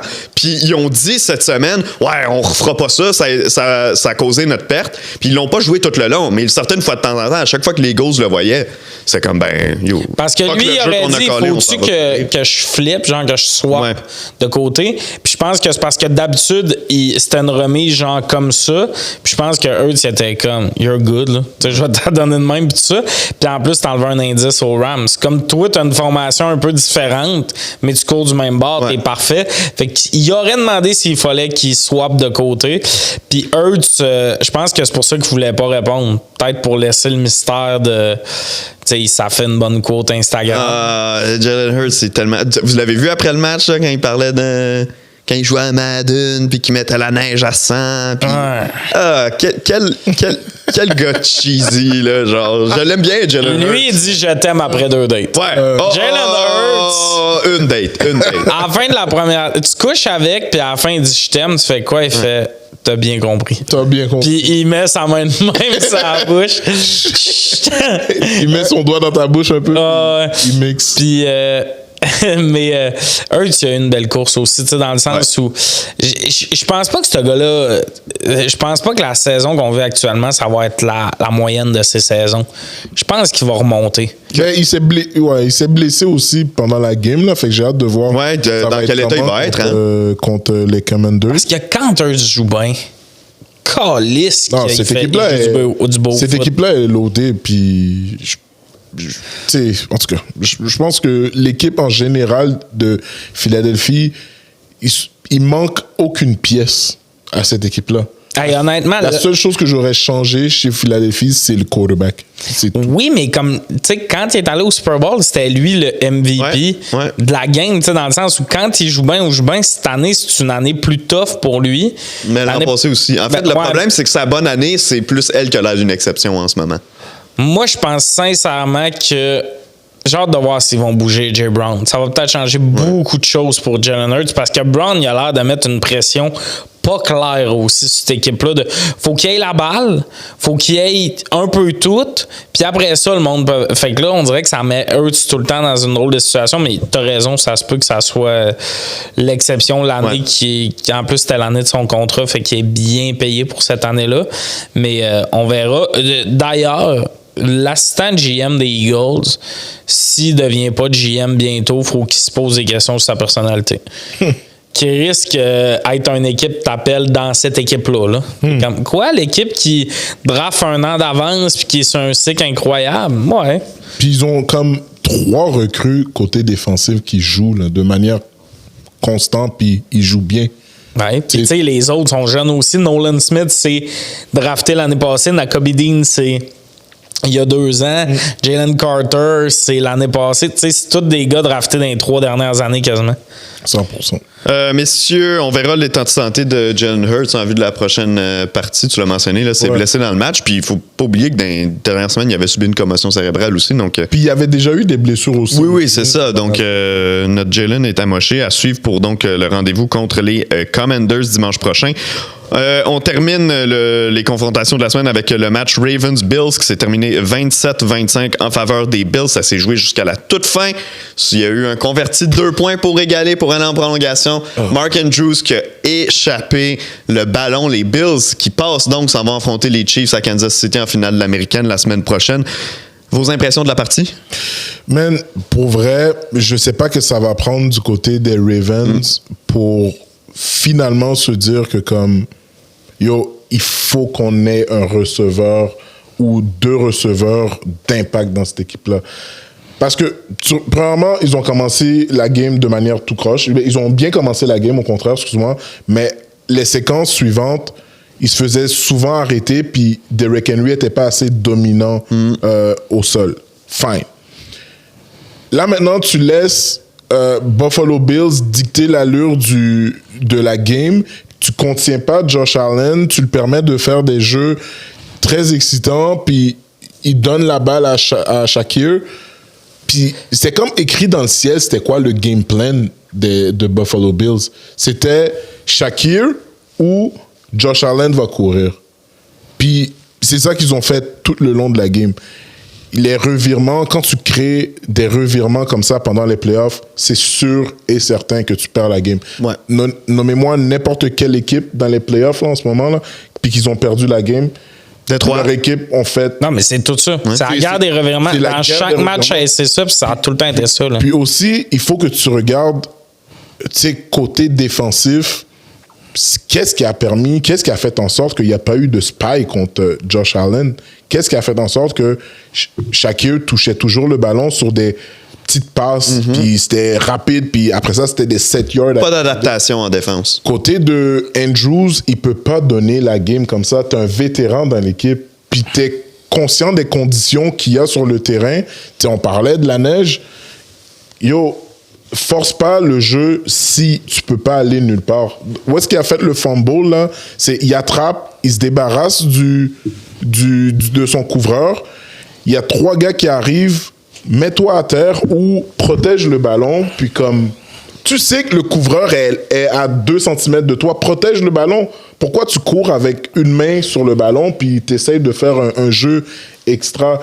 Derrick Henry qui échappe une balle qui allait donner un long jeu. Je pense que peut-être il y aurait plus... Ils ont marqué finalement sur cette séquence-là, mais tu as raison qu'au niveau de la confiance, au niveau du momentum, ça les a tués. Exact. Les joueurs clés de Ravens se sont pas nécessairement présentés, sauf Derrick Henry qui s'est réveillé en deuxième partie de la game. Puis, man, le two-point conversion à la fin, là, pour vrai, excuse-moi, mais Derrick Andrews t'a donné une game quasiment de marde. Je pense que tu aurais dû switch Andrews et Likely sur cette formation-là. Puis, Andrews était tellement ouvert que je sais pas si vous avez remarqué que même Lamar Jackson était surpris de la manière. Ouais. Puis comme il y a comme pump avant de lancer la balle. Donc, il y a un piège, là, ouais. Puis le cul de Andrews était déjà assis dans le end zone. Fait qu'il y avait juste à attraper puis se laisser tomber. Encore là, tu laisses du temps à Bills de revenir dans la game, mais de la manière que la défensive de Ravens jouait à ce moment-là, c'était fort probable que ça allait aller en overtime, cette game-là. Puis, en overtime, avec Ravens qui ont un Derrick Henry de leur côté, on a tous vu en saison régulière comment ça se passe à chaque fois qu'ils ont le ballon, quand ils commencent en overtime. Ils auraient marché sur les Bills. C'est ça qu'ils étaient en train de faire tout le reste pendant le second half, ils étaient en train de marcher sur les Bills. Hill a eu des bonnes touches de ballon. Derrick Henry était en train de marcher sur les gars. Puis ça faisait en sorte que comme ça, le momentum de la game était en train de shifter. Bills ont marqué un touché pendant le second half. Les Ravens ont remonté la pente. Puis l'avantage, le momentum allait du côté des Ravens. On va jamais savoir que ce serait passé. Le momentum allait du côté des Ravens. On va jamais savoir si le two-point avait fonctionné, qu'est-ce qui serait passé. Mais en même temps, il faut que Ravens soit capable de closer des games puis se présenter pendant 60 minutes pour jouer au football. Ouais, mais je trouve que tu parles trop comme si les Ravens avaient juste perdu ce game-là. Les Bills sont allés chercher ce game-là. Ouais, je dis pas le contraire. Dans le sens où, pour moi, là, ce game-là, on était à perdre pour les Ravens. Les Bills se sont mis dans une situation où ils ont mis la pression sur les Ravens. Puis on le sait que les Ravens, dans des situations de pression, ils ont tendance à te choquer. Ouais. Fait que ça, j'ai trouvé ça intéressant que les Bills prennent une avance rapidement. Josh Allen a une game parfaite. Pour moi, là, c'est une game parfaite dans le sens où on a tellement vu des écroulements d'équipe à cause de des revirements puis tout. Ce gars-là est rendu qui protège la balle. Joe Brady, là, il y a une raison pourquoi il y a des entrevues pour être un head coach. Probablement que le QB coach va devenir offensive coordinator là-bas. Asti qu'Allen est métamorphosé. Pour moi, là, Allen est un gars qui peut vraiment rivaliser avec Mahomes. Ce que dans les dernières années, on voyait des flashs, mais on voyait pas le même calme. Là, il y a une maturité, il est groundé. Du côté des Ravens, je vais amener quelque chose, mais tu sais, le fake de Lamar, je pense que ça a chié Andrews un peu parce qu'il s'était jeté sur le fake. Non. J'ai l'impression que quand le ballon arrive, s'il était tombé un peu... Le ballon t'est arrivé un peu plus vite, on verra, mais tu sais, aussi peut-être qu'il s'attendait à avoir une passe raide ou whatever, c'est que j'ai l'impression que ce qui fait son fumble, l'échappée là, à la ligne de 2, c'est comme sa motion est trop avancée, puis il n'a pas été capable d'amener le ballon avec lui. Tu sais, le ballon, il a quasiment rebondi dessus un peu. Là. Ouais. Mais il a attrapé avec le torse. C'est ça. Il a attrapé avec les mains. C'est ça, puis il était rendu trop... Mais il était-tu... Tu sais, on dirait qu'il était comme rendu trop tombé pour se rendre avec ses mains ou whatever, mais... Là-dessus, par contre, je suis d'accord, coaching, c'est une erreur de coaching de ne pas avoir mis Likely là. Ouais. Dans une game où tu n'as pas d'autres options, je comprends que tu n'as pas le choix d'y aller avec Andrews, mais Likely l'a prouvé qu'à chaque fois qu'Andrews a eu des moments difficiles cette année, qu'il levait son jeu d'un cran pour prendre sa place. Pourquoi tu n'as pas mis Likely là-dessus? Drôle de décision qu'un gars qui a une mauvaise game, s'il envoie la balle. Ça me fait un peu penser quand les Chargers ont envoyé en 4e et 2 à Quentin Johnson. Ah, le gars qui échappe tout, pourquoi tout d'un coup il attrapera la balle? Pour moi, ça, c'est des erreurs de coaching. Souvent, dans des jeux critiques comme ça, on dit pas c'est quoi le jeu, on dit c'est qui le gars. Ouais. Puis, tu vois dans cette formation-là que du two-point conversion, c'est Likely est en haut, Andrews est en bas. Likely est matché contre un corner, Andrews est matché contre un linebacker. Man, fais le contraire. Ben ouais, fais le contraire. Likely, c'est un tight end, oui, mais il court comme un receveur. Fait que c'est sûr que tu as l'avantage.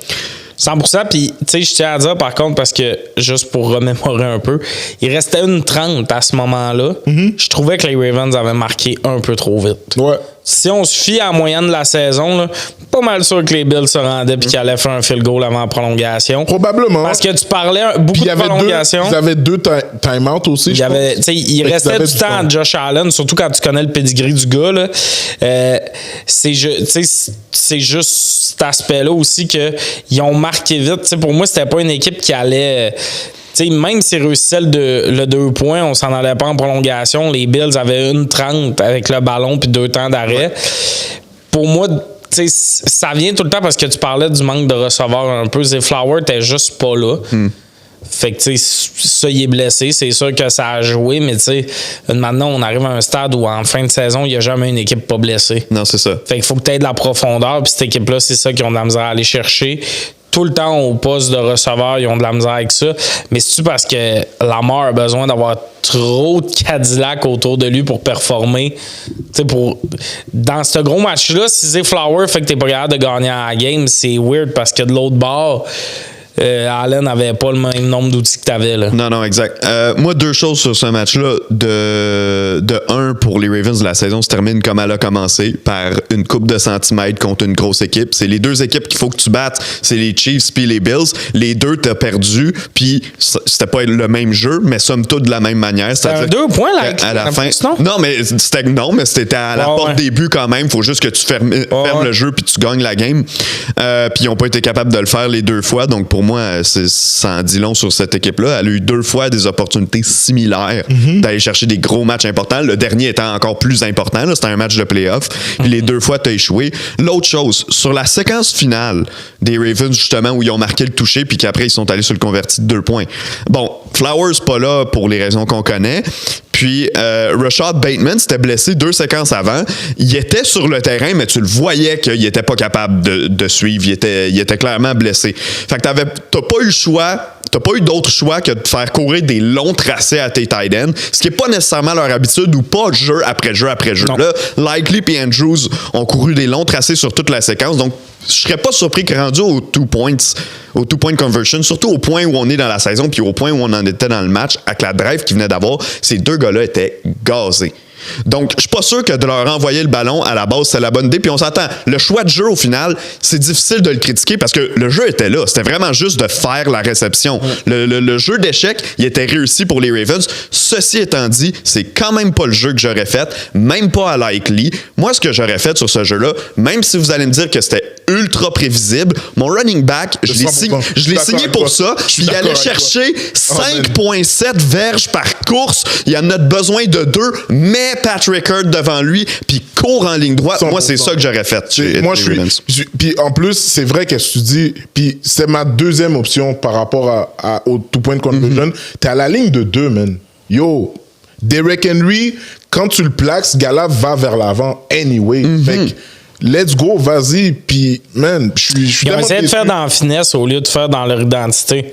Cette année, leur identité, c'était Henry. Mais on en a parlé toute l'année. L'année passée, ça les a coulés parce qu'ils n'ont pas couru en game de championship. Cette année, je te parle pas de tout le match, quoique ils ont juste couru 15 fois avec Henry qui courait pour 5,7 par course. Puis la deuxième demi, il était en contrôle. Il était en contrôle. La première demi, il se faisait dominer, oui. Mais honnêtement, je pense que première demi, ils ont comme un peu abandonné trop vite l'option de courir. Puis après, je pense que une chance que c'est arrivé en première demi qui se sont fait dominer et non en deuxième demi. Puis, man, c'est dommage pour de vrai. Puis c'est même pas mon équipe, puis ça m'énerve qu'ils ont perdu. Pas nécessairement à cause que je les prenais comme champions du Super Bowl seulement, mais comme aussi à cause des décisions qu'ils prennent sur le terrain. Puis, mais c'est surtout, tu sais, mettons, qui t'a peur dans le box puis ça aligne des Bills? T'as pas envoyé Henry? Ils ont Oliver qui est pas mauvais, mais qui est pas dominant. Leur box est mollasse quand même. Ils ont pas une box lourde. T'as pas un, mettons, Chris Jones au centre, puis t'as pas un gros nom. Will Ford de l'autre côté, c'est ça. Mettons, là. Fait que c'est ça qui était surprenant. Par contre, je sais pas si vous avez vu, il y a un meme, c'est une fille qui se fait dire Name someone who fuck enter football team. Puis là, ils font des edits avec Mark Andrews. My name is Mark Andrews, puis tout ça. Sam Darnold aussi, je tiens à dire, Jackson, il y a une noce game de pisse. Son interception que c'est vraiment un mauvais Rapp a pogné. Je sais même pas qu'est-ce qu'il essayait de faire tellement déjà là. Puis il y a 2 autres erreurs coûteuses dans le game. Tu sais, on a eu toute l'année le débat Allen puis Jackson. Puis là, Jackson, il va l'avoir sûrement le MVP. Je pense que c'est lui qui va l'avoir. Jackson ou Allen? Ben Jackson, il a été voté premier QB de l'équipe All-Star, puis je pense que depuis 10 ans, c'est tout le temps cette personne-là qui rentre. Ouais. C'est le même monde qui vote. Moi, j'aurais mis Allen. Je l'ai dit souvent. Moi, vous le saviez, je vous l'avais dit aussi dans d'autres podcasts. C'était Barkley.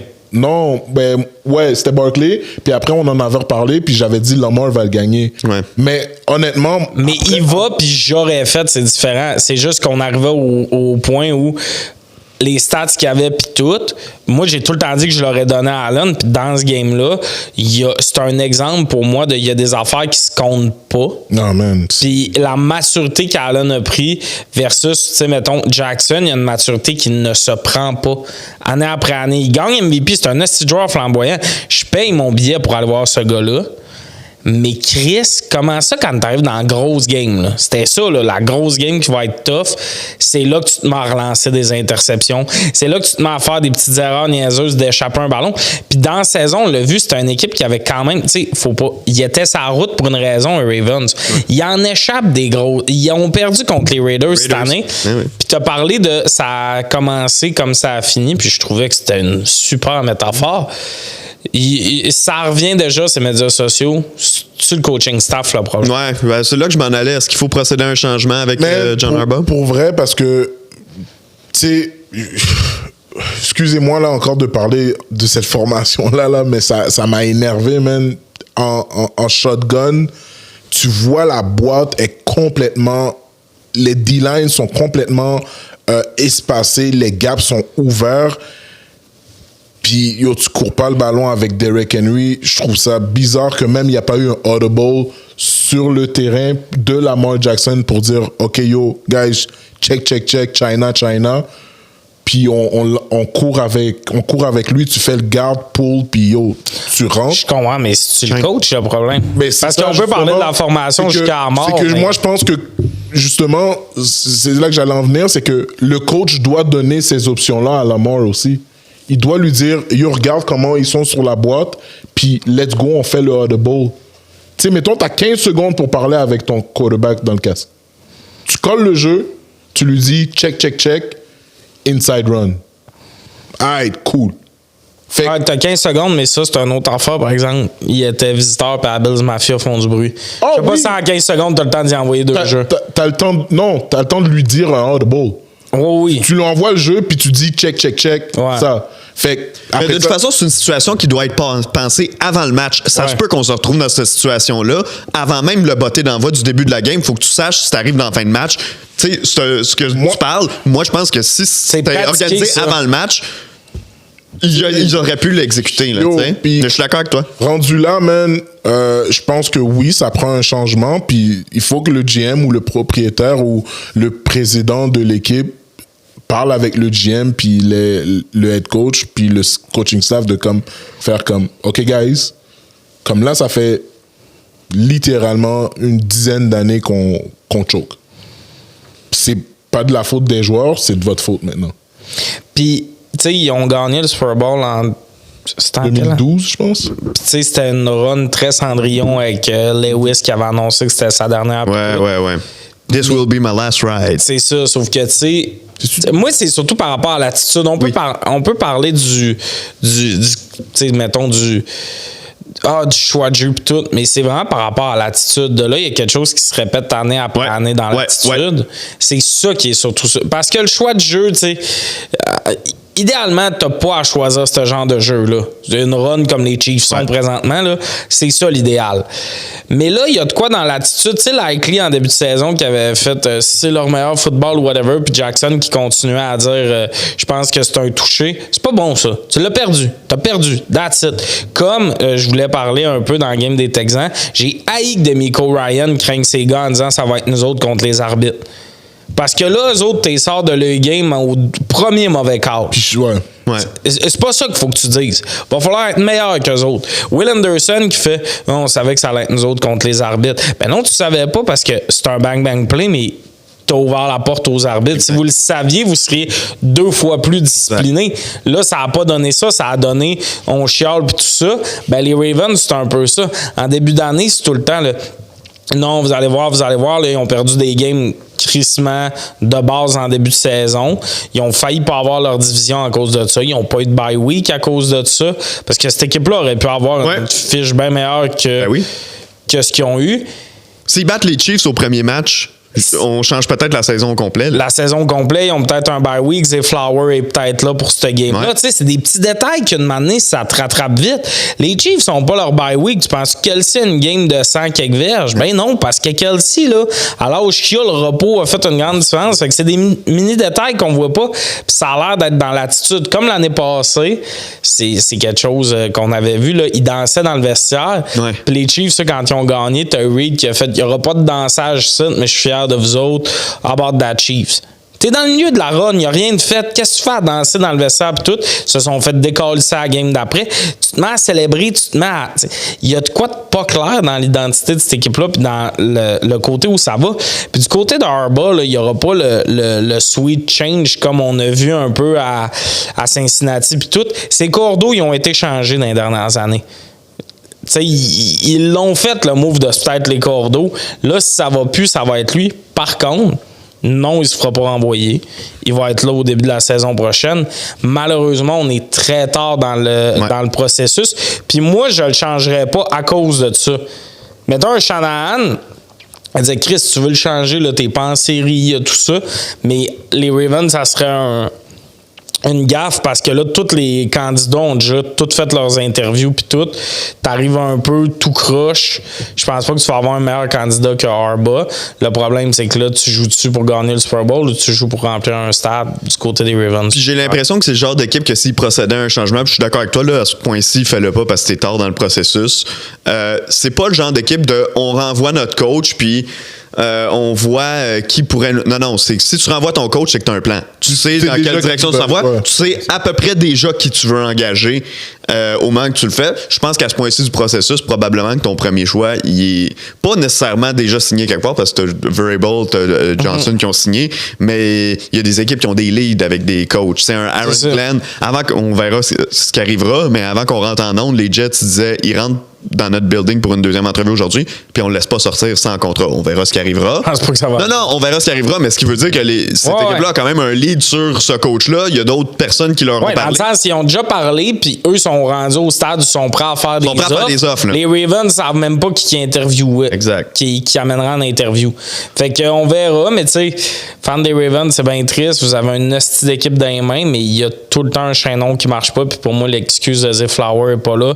Ça n'en est pas une. C'est par rapport à l'attitude générale. C'est tellement pas un joueur d'impact que comme c'est garanti. Ouais, pour moi, c'est pas ça c'est lui qui change la game. C'est pas le... Ah, ben ça, c'est pas parce que je suis d'accord, mais en même temps, je suis pas d'accord dans le sens où on s'entend que tu rajoutes une option en série, c'est tout le temps payant. Ouais. Puis il est extrêmement rapide, fait qu'il peut faire des jeux explosifs puis tout. Mais non, c'est pas Zay Flower t'as renvoyé à la passe sur le 2 points. Par contre, Zay Flower est pas là, peut-être t'es pas dans cette situation-là aussi vite. Mais pour moi, c'est pas ça. C'est le problème, c'est le revirement de Jackson dans ce game-là. Il a ouvert la porte. Pensez-vous un Tyreek Hill avec Lamar, ça pourrait donner? Hey, quelle bonne idée d'amener un ego de plus dans ce vestiaire. Je sais pas si c'est vraiment une solution à apporter. C'est pas une solution. Hill n'est pas une solution. Pour de vrai, les Ravens, le problème, on s'entend, c'est pas le roster, hein. C'était d'exécuter. S'ils exécutent mieux dans ce match-là, ils ont si cette équipe-là gagnait le Super Bowl, il n'y a personne qui aurait fait comme quelle histoire de underdog qui s'en vont gagner le Super Bowl. C'est un bon roster. Là, je le répète, man, il y a 14 points qui ont été laissés sur le terrain. Exact. Puis ça, c'est... T'as laissé Von Miller faire un premier gros jeu depuis genre 5 ans. Fait que... Même Von Miller, t'es comme... Hey, tu vois qu'il n'y a plus le speed qu'il y avait, hein?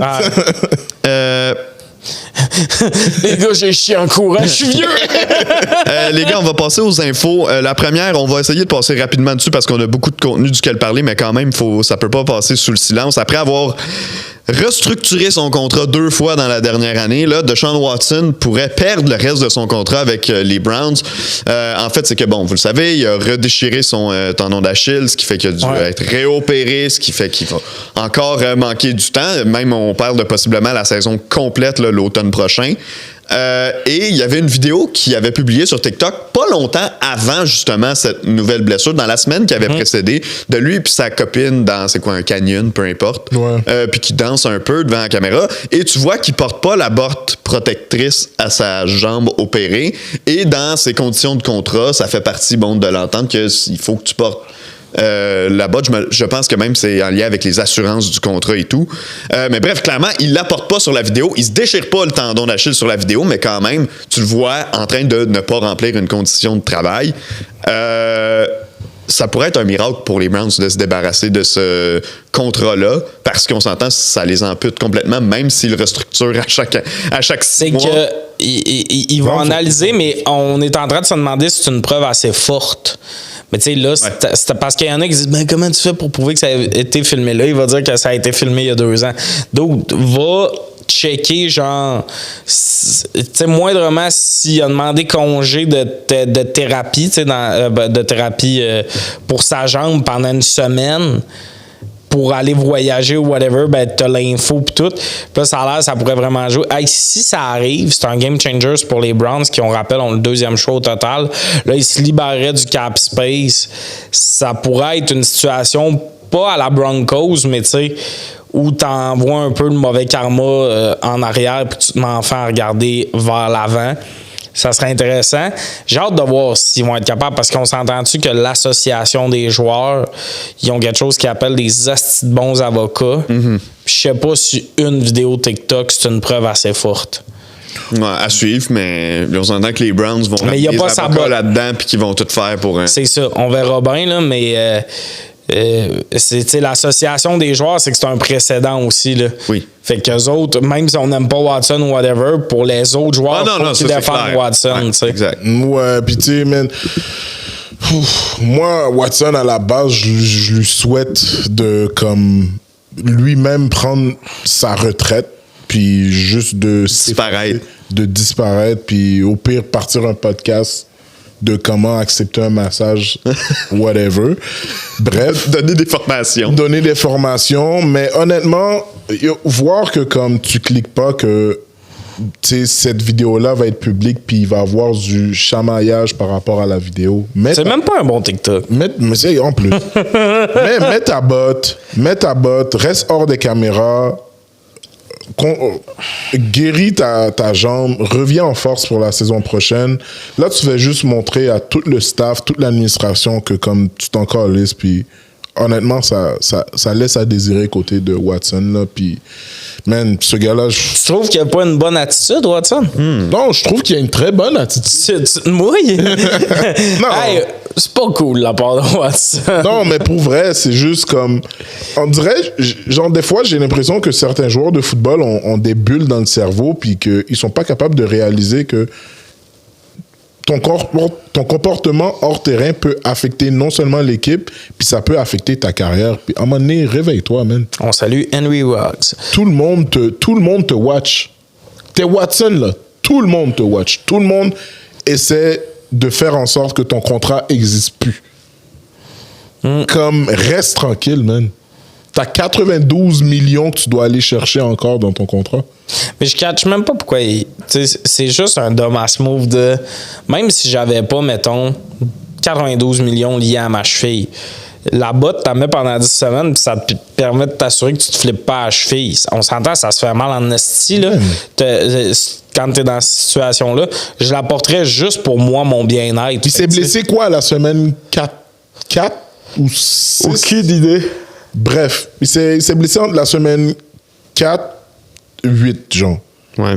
Man, de revenir de ce genre de blessure-là, à la base, ça prend 9 mois. Ouais. Fait que là, t'es en train de me dire que... Ouais, il manque toute la saison. En janvier, ils ont dit il faut l'opérer encore.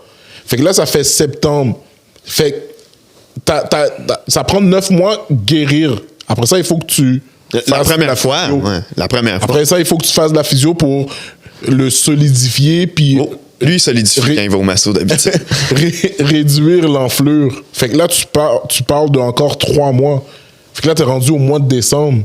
Mois de décembre, les équipes sont éliminées, là. Ah non, mais il sera pas là l'année prochaine. Fait que, tu sais, c'est comme... Il aurait pas joué anyway. Non, il sera pas là. Il aurait pas joué anyway. Pour moi, c'est même pas, il sera pas là. Là, c'est plus, on peut-tu libérer le contrat? J'ai hâte de voir ça va arriver. À suivre dans le cas de Deshaun Watson, on va enchaîner les Titans du Tennessee qui ont engagé Mike Borgonzi comme GM. C'était un assistant avec les Chiefs, un assistant DG, bien sûr. Bon, écoute, c'est difficile de se prononcer sur, hey, c'est lui qui a conseillé telle affaire aux Chiefs, parce que dans les faits, on le sait pas. Ceci étant dit, on peut dire qu'on a pigé dans une bonne organisation pour essayer de trouver quelqu'un de structuré. Mais je comprends le move. Moi aussi, c'est un bon move. C'est que peu importe que c'est lui ou pas qui a conseillé les Chiefs d'aller prendre ce joueur-là ou whatever, lui, il est au courant de comment draft.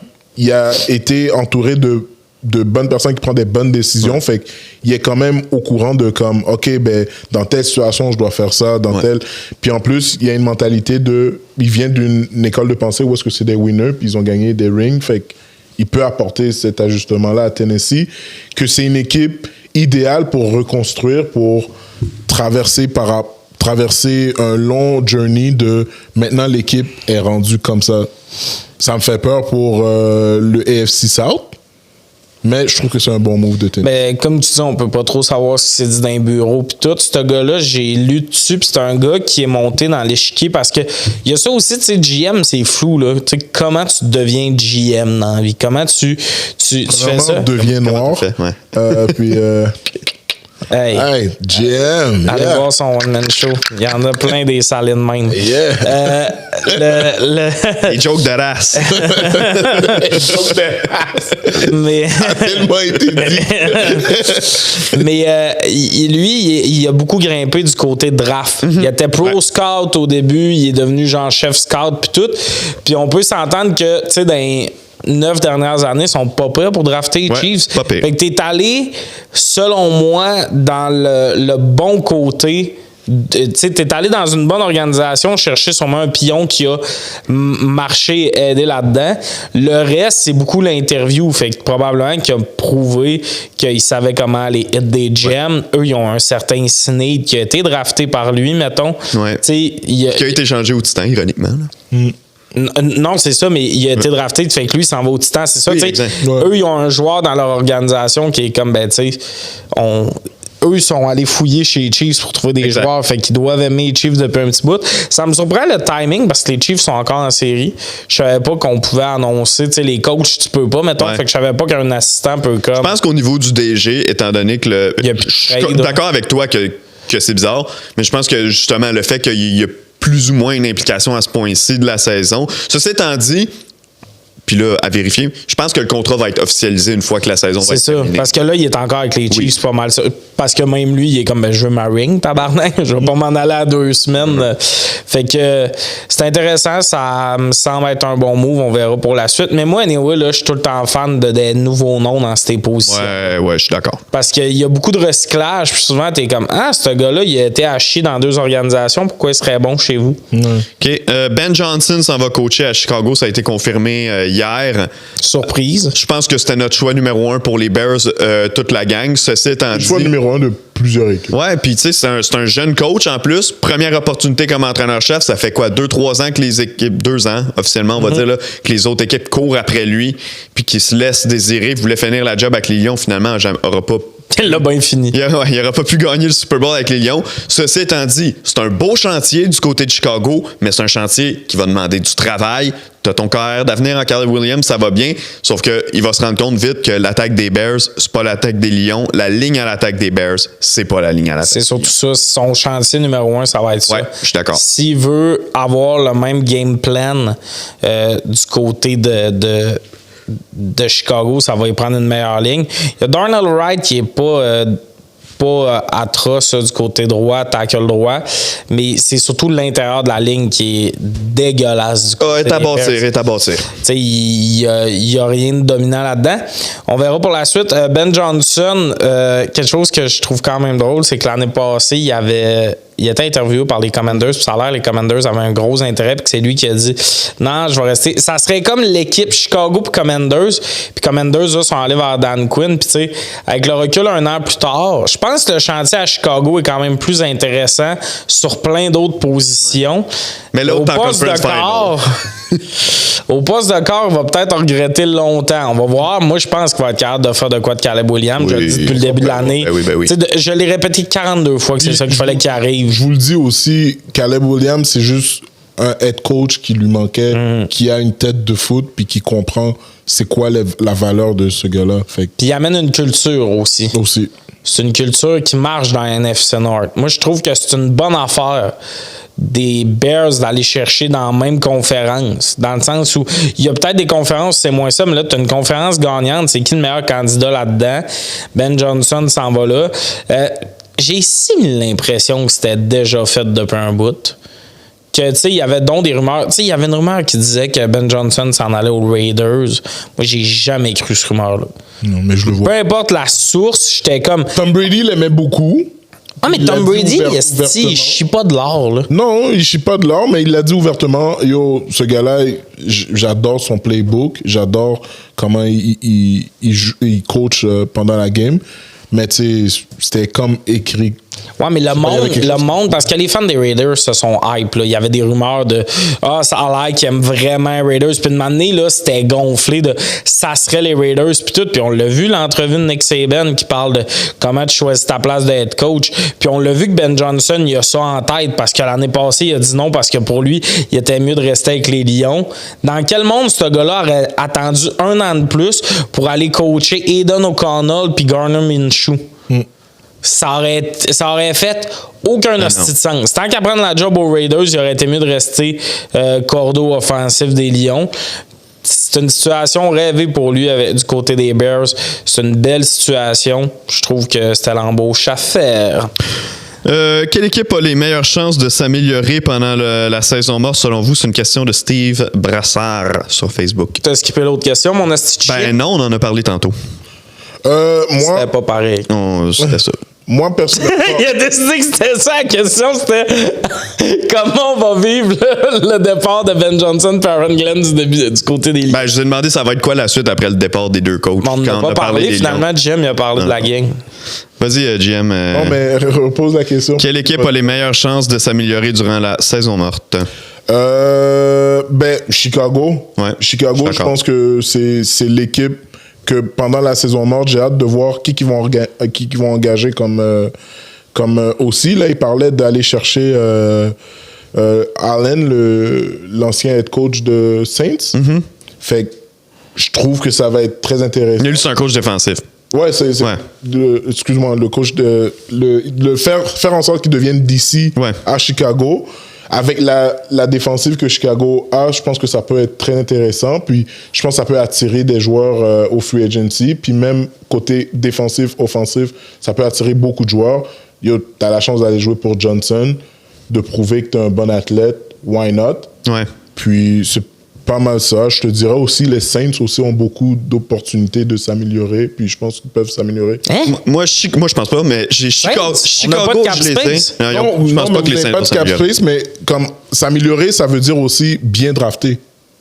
Je comprends, mais moi, les Saints, c'est mon équipe, puis je pense pas que tu peux mettre les... bien drafter. Oui, mais tu peux pas mettre les Saints dans une équipe qui a le plus de chances de s'améliorer. Je pense pas. On est genre 65 millions over de cap, GM. Je comprends. Par rapport au cap, tu peux pas faire de gros moves, mais tu peux quand même bien... Ouais, mais toutes les équipes peuvent bien drafter. Non, il y a des équipes qui draftent mal. Non, il y a des équipes qui draftent mal. Ben, les Saints, tu draftes pas super bien non plus. Mais je vois pas pourquoi eux, il y aurait une meilleure chance de s'améliorer, mettons, que les... Ça peut arriver, mais ils n'ont pas une situation qui les permet... Mais ils vont changer tout le coaching staff. Non. Mike Loomis veut garder du monde. Il va garder du monde. En tout cas, moi, je trouve que ce serait très stupide de leur part de garder du monde. J'ai pas dit que ça serait pas stupide. Non, mais moi, je te dis, personnellement, je pense qu'il faudrait qu'ils changent la mentalité de l'équipe. Puis, je pense qu'ils ont une opportunité de bien drafter, surtout quand ton administration est vide. Je pense qu'ils vont attendre une année. Là, ils ont clairé le head coach. Je pense qu'ils vont attendre une autre année avant de vraiment faire le ménage, puis raser tout le monde pour qu'il y ait moins de problèmes de cap. Moi, dans les équipes qui peuvent s'améliorer, Chicago, je les ai, comme toi.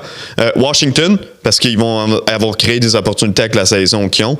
Atlanta, parce que je pense qu'ils sont à 1 ou 2 joueurs défensifs d'avoir une équipe dangereuse, surtout que Penix va avoir pris en expérience pour la prochaine saison. Faut que t'es draft. Faut que t'es draft. Parce qu'ils n'ont pas de cap space. Mais c'est là qu'il faut qu'ils mettent leur choix, mais ça fait 3 ans qu'on dit ça puis qu'ils le font pas. Exact. Puis finalement, les Patriots, parce que de un, ils partent de vraiment loin.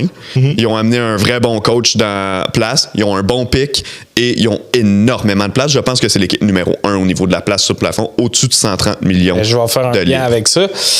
Les Pats sont premiers avec 120 millions de cap space disponible. Par contre, je me nuance là-dessus, ils ont beaucoup de gars, genre Hunter Henry puis tout ça, qui avaient signé des deals que là, on s'en renouvelé. Fait que là, 120 000 a l'air gros, mais t'as des gars renouvelés là-dedans qui vont quand même... C'est pas des contrats clés, fait que je suis pas inquiet pour ça. Non, mais ça reste des 4-5 millions qu'une année tu donnes, puis tu fais « Ah, OK, il faut que tu choisisses si tu répartis ton argent quand même. » Ouais, mais ils sont tellement pas pressés de gagner et tout que de toute façon, les contrats que tu vas donner seront plus là quand tu vas gagner. Pour moi, l'équipe qui a le plus de chances de s'améliorer, c'est les Commanders. Ils ont 87 millions disponibles sur le cap. Ils ont pas, par contre, beaucoup de choix. Ces gens, en plus, comme ils ont été bons, les choix ont baissé, mais il y avait pas beaucoup de choix avec le trade de Lattimore et compagnie. L'autre équipe, les Bears sont dans une situation où ils ont quand même beaucoup de cap space à 66 millions, mais ils ont aussi des bons picks. Chargers. Pour moi, là, Chargers, Commanders, c'est une situation où une équipe s'améliore quand il y a un bon QB. Dans le sens où on l'a vu souvent, où les joueurs veulent signer. Moi, je suis un receveur, là, Washington, direction numéro 1. Là. Ça va être ça aussi pour un running back de talent, un gars de ligne qui veut signer un bon deal. Tout le monde va vouloir aller jouer avec Jayden Daniels parce que c'est le genre de gars qui te permet de shiner. Fait que, tu sais, Commanders, Bears, Chargers, ça va être intéressant dans les agents libres. Les gars vont décider d'aller là. Les Pats sont beaucoup de lousse côté monnaie. On va voir si les gars veulent y aller. Par contre, quelque chose d'intéressant, les Pats sont 5e. Tu sais, la valeur des choix, là. Chaque choix a une valeur en nombre de points. C'est avec ce tableau-là. Ben, il y a un calcul qui est fait. Avec ce nombre de points-là, la valeur de tes choix, les Pats sont 5e. Ils ont beaucoup de choix, puis ils ont des bons choix en plus. Mais une équipe que ça pourrait être intéressant, puis ça fait un lien avec notre dernière nouvelle, Cleveland est classé premier là-dedans. Avec le 2e choix, le 33e choix, 67e choix, 94e choix, puis 102e choix. Tu sais, c'est beaucoup de choix dans les premières rondes, puis ils ont beaucoup de choix dans les rondes ultérieures pour patcher des trous. Fait que Cleveland pourrait être une équipe qui fait un spin un peu comme les Broncos, mais moi, personnellement, mon choix, ça serait les Commanders. Bon, excellent choix. Je pense qu'on va dans la même veine, somme toute, là, les trois. On est d'accord avec nos picks à part les Saints. Les Saints, t'as sorti ça de ton cul, moi, non, te le dire. J'ai pas sorti ça de mon cul parce que je pense que vous avez aussi des vétérans qui peuvent être échangés pour des choix. Puis comme je tiens pas à dire que c'est en signant des joueurs pendant le free agency que tu vas t'améliorer. Je pense qu'en draftant aussi, tu peux t'améliorer. Puis ils ont beaucoup d'opportunités. Je comprends qu'ils sont over de cap space, mais ils ont beaucoup d'opportunités de se départir de certains joueurs pour aller chercher des choix puis bien drafter. Je te le souhaite, Big. Je me le souhaite. Je me le souhaite, mais... C'est que je trouve qu'ils ont plus à GM. Mais pourquoi on l'aurait pas fait au deadline? Honnêtement, je sais pas, j'ai pas le même la réponse à ça. Puis je pense que au deadline, vous espérez peut-être faire un comeback pour être dans les playoffs, peut-être, je sais pas. Mais moi, non, parce qu'ils ont laissé aller. Moi, je trouve que les Saints, mais moi, je trouve que les Saints, tu sais, en ce moment, côté vétéran, ils sont beaucoup loadés. Puis je pense que ils peuvent aller chercher quelques choix pour permettre de s'améliorer. On verra, là, il va falloir libérer du cap. Vite, là, pour je vais juste nommer deux équipes. Hein. Pour l'affaire des Lions, vite, parce que la question, c'est genre, comment ils vont prendre le départ de Glenn puis Ben Johnson? On peut pas le savoir, on n'est pas voyant.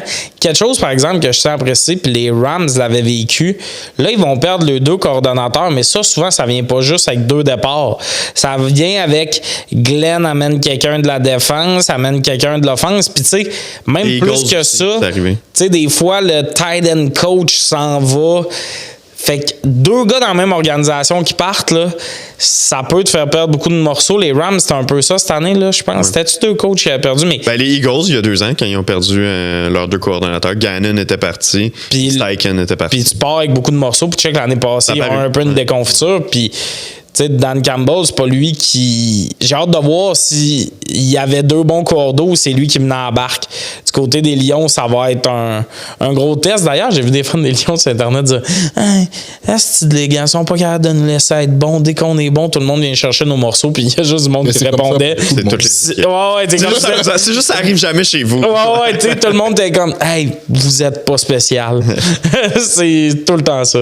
Les gars, c'est le temps de parler des parties du prochain week-end. Donc, dimanche après-midi et en soirée, ça se passe pour les finales d'association et les prix sont simples. Un ticket pour le Super Bowl. D'abord, match totalement NFC East entre les Commanders et les Eagles.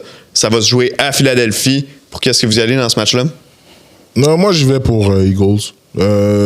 Honnêtement, comme je l'ai quand même assez dit souvent, là, c'est vraiment côté match-up, je pense qu'ils sont plus avantagés.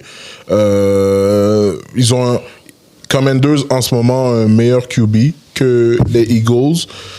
Je pense que la défensive des Eagles s'est présentée à chaque game à date. Puis je pense qu'ils peuvent faire une grosse différence. Carter domine les centres domine les centres offensifs de la NFL. Je pense qu'il peut faire des gros jeux. Puis, si les Washington décident d'attaquer vraiment Blankenship.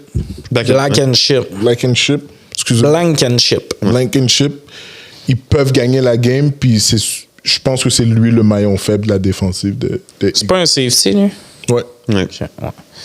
C'est tough attaquer un safety, par contre. Non, c'est très facile. Si tu utilises justement Zach Ertz, pour attaquer le sim, puis en même temps, tu fais faire un corner à McLaurin, il peut biter d'un des deux côtés. Je catch, mais t'as quand même une autre option qui le suit aussi. Ouais, c'est ça que je veux dire. Que c'est pas comme burn, mettons, un corner en man-to-man. C'est plus facile burn un corner en man-to-man qu'un safety, mettons. Ma tête dit Eagle, mon cœur, Commanders. Je suis d'accord. J'aimerais ça dire Commanders, mais je sais pas comment je peux justifier mon choix. Je sais pas si vous comprenez. Comme, tu sais, la semaine passée, il y avait Ravens-Bills, puis j'avais bien de la misère. Mon cœur disait Bills parce que Josh Allen, j'ai plus confiance en lui. Mais comment tu veux que j'argumente que les Bills vont traverser une équipe qui a pas de trou? Tu sais, si les Commanders gagnent, ça va être avec des revirements. Ça va être avec des affaires qui sont un peu imprévisibles dans un match. Si tu me dis quelle équipe tu as une équipe à choisir, c'est toi qui montes le plan de match, quelle équipe tu veux, je vais prendre les Eagles parce qu'ils en ont pas de trou. Puis pour moi, si une équipe pouvait gagner avec un QB puis un receveur, les Bengals seraient plus souvent en série. T'sais, c'est juste ça qu'ils ont présentement les Commanders, qui est 2 hosties de morceaux. Puis pour le long terme, j'adore Jaden Daniels. Mais là, aujourd'hui, comment je peux dire les Commanders vont gagner quand ils n'ont pas de jeu au sol puis qu'ils s'en vont affronter la ligne défensive des Eagles, que leur ligne défensive, il faut qu'elle traverse, la ligne offensive des Eagles. Ça se peut pas. Le match-up au tranché nettement à l'avantage des Eagles. Je pense que c'est ça qui fait pencher la balance dans leur sens. Pour les Commanders de 1, Jaden Daniels serait le premier QB recru de l'histoire à gagner 3 matchs éliminatoires, puis ils auraient gagné les 3 sur la route, à part de ça. Pour les Commanders, la clé de 1, frappe vite, faut que tu marques en partant, faut que tu forces les Eagles à jouer du football de rattrapage. Si tu es capable de prendre 2 possessions, puis idéalement plus, d'avance sur les Eagles, ça va être ta meilleure chance parce que tu vas les forcer à lancer le ballon. Puis tu vas sortir Saquon Barkley du plan de match, parce qu'on s'entend, sinon, tu peux pas sortir Saquon Barkley du plan de match en disant je vais l'arrêter. Il y a personne qui l'a fait cette saison. Personne l'a arrêté, puis il est pas arrêtable. Il y a la meilleure ligne à l'attaque devant lui, ou une des meilleures de toute la ligue. Donc Barkley va avoir un bon match. Faut que tu scores à pratiquement toutes tes possessions du côté de Washington. Tu peux pas être victime de revirement. Ça prend un match pratiquement parfait pour Washington s'ils veulent gagner ce match-là. Même si tu prends 2 possessions d'avance, les Eagles vont courir pareil. Oui. Ce que tu souhaites, c'est que ça soit des 3 verges, des 4 verges, puis que finalement Barkley se mette à gruger du temps pour sa propre équipe. Exact. Parce que le problème contre les Eagles, même s'ils perdent par 2 touchés, Barkley, là, il fait en moyenne par jeu 2 hosties de longues courses par game. Oui. Il fait 2 longues courses. Fait que tu cours, puis une matinée, il part et tu scores un touché. C'est pour ça que les Eagles sont là. Leur jeu au sol remplace de la production qu'on a d'habitude avec du jeu par la passe. Les Commanders doivent faire attention au jeu explosif parce qu'au final, les Rams, c'est ça qui les a coûté. Les 2 longs touchés de Barkley puis le long touché de Jalen Hurts. Sinon, règle générale, la défense des Rams a pas mal fait. Elle a juste échappé des jeux à droite, à gauche. Si les Commanders peuvent limiter ces jeux explosifs-là, s'il peut en avoir juste un dans le match, ou idéalement pas, tu vas avoir une chance, mais c'est tellement beaucoup demandé. Les corners qui ont mangé la semaine passée, ils mangent la même affaire. Exact. Parce que s'il y a une facette du jeu, ben là, j'apprends rien à personne qui nous écoute, c'est tout le temps un revirement. C'est toujours les revirements. Si tu obliges Jalen Hurts à lancer, lui peut créer des revirements. Lui peut être le genre de gars qui fait des revirements parce qu'il n'a pas une bonne saison. Puis tes corners pourraient en profiter. Je pense pas que tu vas réussir à provoquer un fumble sur Goddard ou Barkley. Je pense vraiment que ça va être... Si tu as des revirements, ça va être des interceptions. Ouais. 100%. Ouais. Go Skins. Donc... il est redevenu à... Je suis redevenu... ça, d'ailleurs, on peut te faire une parenthèse sur le changement de nom. Ils ont changé le nom parce que le nom était raciste. Ouais. Puis là, il y en a qui disent pourquoi les Blackhawks ont encore le nom? Blackhawks, c'est le nom d'un chef d'une tribu, c'est un hommage. Redskin, c'est un nom raciste. C'est la même différence avec Indian puis Chiefs, dans le sens. Chiefs, c'est une flèche, ça fait rapport à ça, mais c'est pas un nom péjoratif, genre. Par contre, à chaque fois qu'il y a des extraits, genre de vintage de Washington, c'est le festival pour dire le nom. Ça me fait rire à chaque fois parce que, tu sais, dans le temps, c'était ils ont changé de nom pour Commanders, mais dans le temps, ils le nomment tellement souvent à l'époque des Redskins. Ça vous tente pas de dire, mettons. Aussi, c'est ça, mais tu sais, au lieu de dire, parce qu'ils sont venus sur des vieilles images, un match Lyon contre l'équipe, pour pas dire le nom. Au lieu de dire Washington contre Détroit, man, le nom a été nommé, là, ça me fait tout le temps rire. Les commentateurs sont comme, oui, on va vraiment vous expliquer le changement de nom en le disant le plus souvent possible. I guess. Ça me dérange pas tant, honnêtement. Je trouve ça plus weird quand les gens font genre hey, throwback en 1984, le match des Commanders, puis c'est comme l'équipe s'appelait pas de même. Non, mais tu peux dire Washington de mais tu peux dire. Mais en même temps, ça me met pas out of this world d'entendre. Est-ce que vous entendez le long klaxon? Le klaxon, oui. J'allais aller crisser une volée à quelqu'un. Le monde qui klaxonne longtemps de même, ça me donne envie de les battre.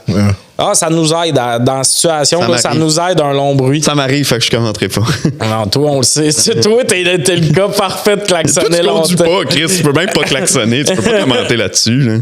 Non, mais c'est plus que t'es un gars qui peut vite monter niveau volume. Mais ça me fait juste rire, mais bon, ça me fait rire comment il passe sur le nom 22 fois. C'est tout. Bills Chiefs, est-ce que c'est l'année des Bills? Oh my God! Yo, ça va être une grosse game. Man, pour de vrai, je vais y aller du côté des Chiefs.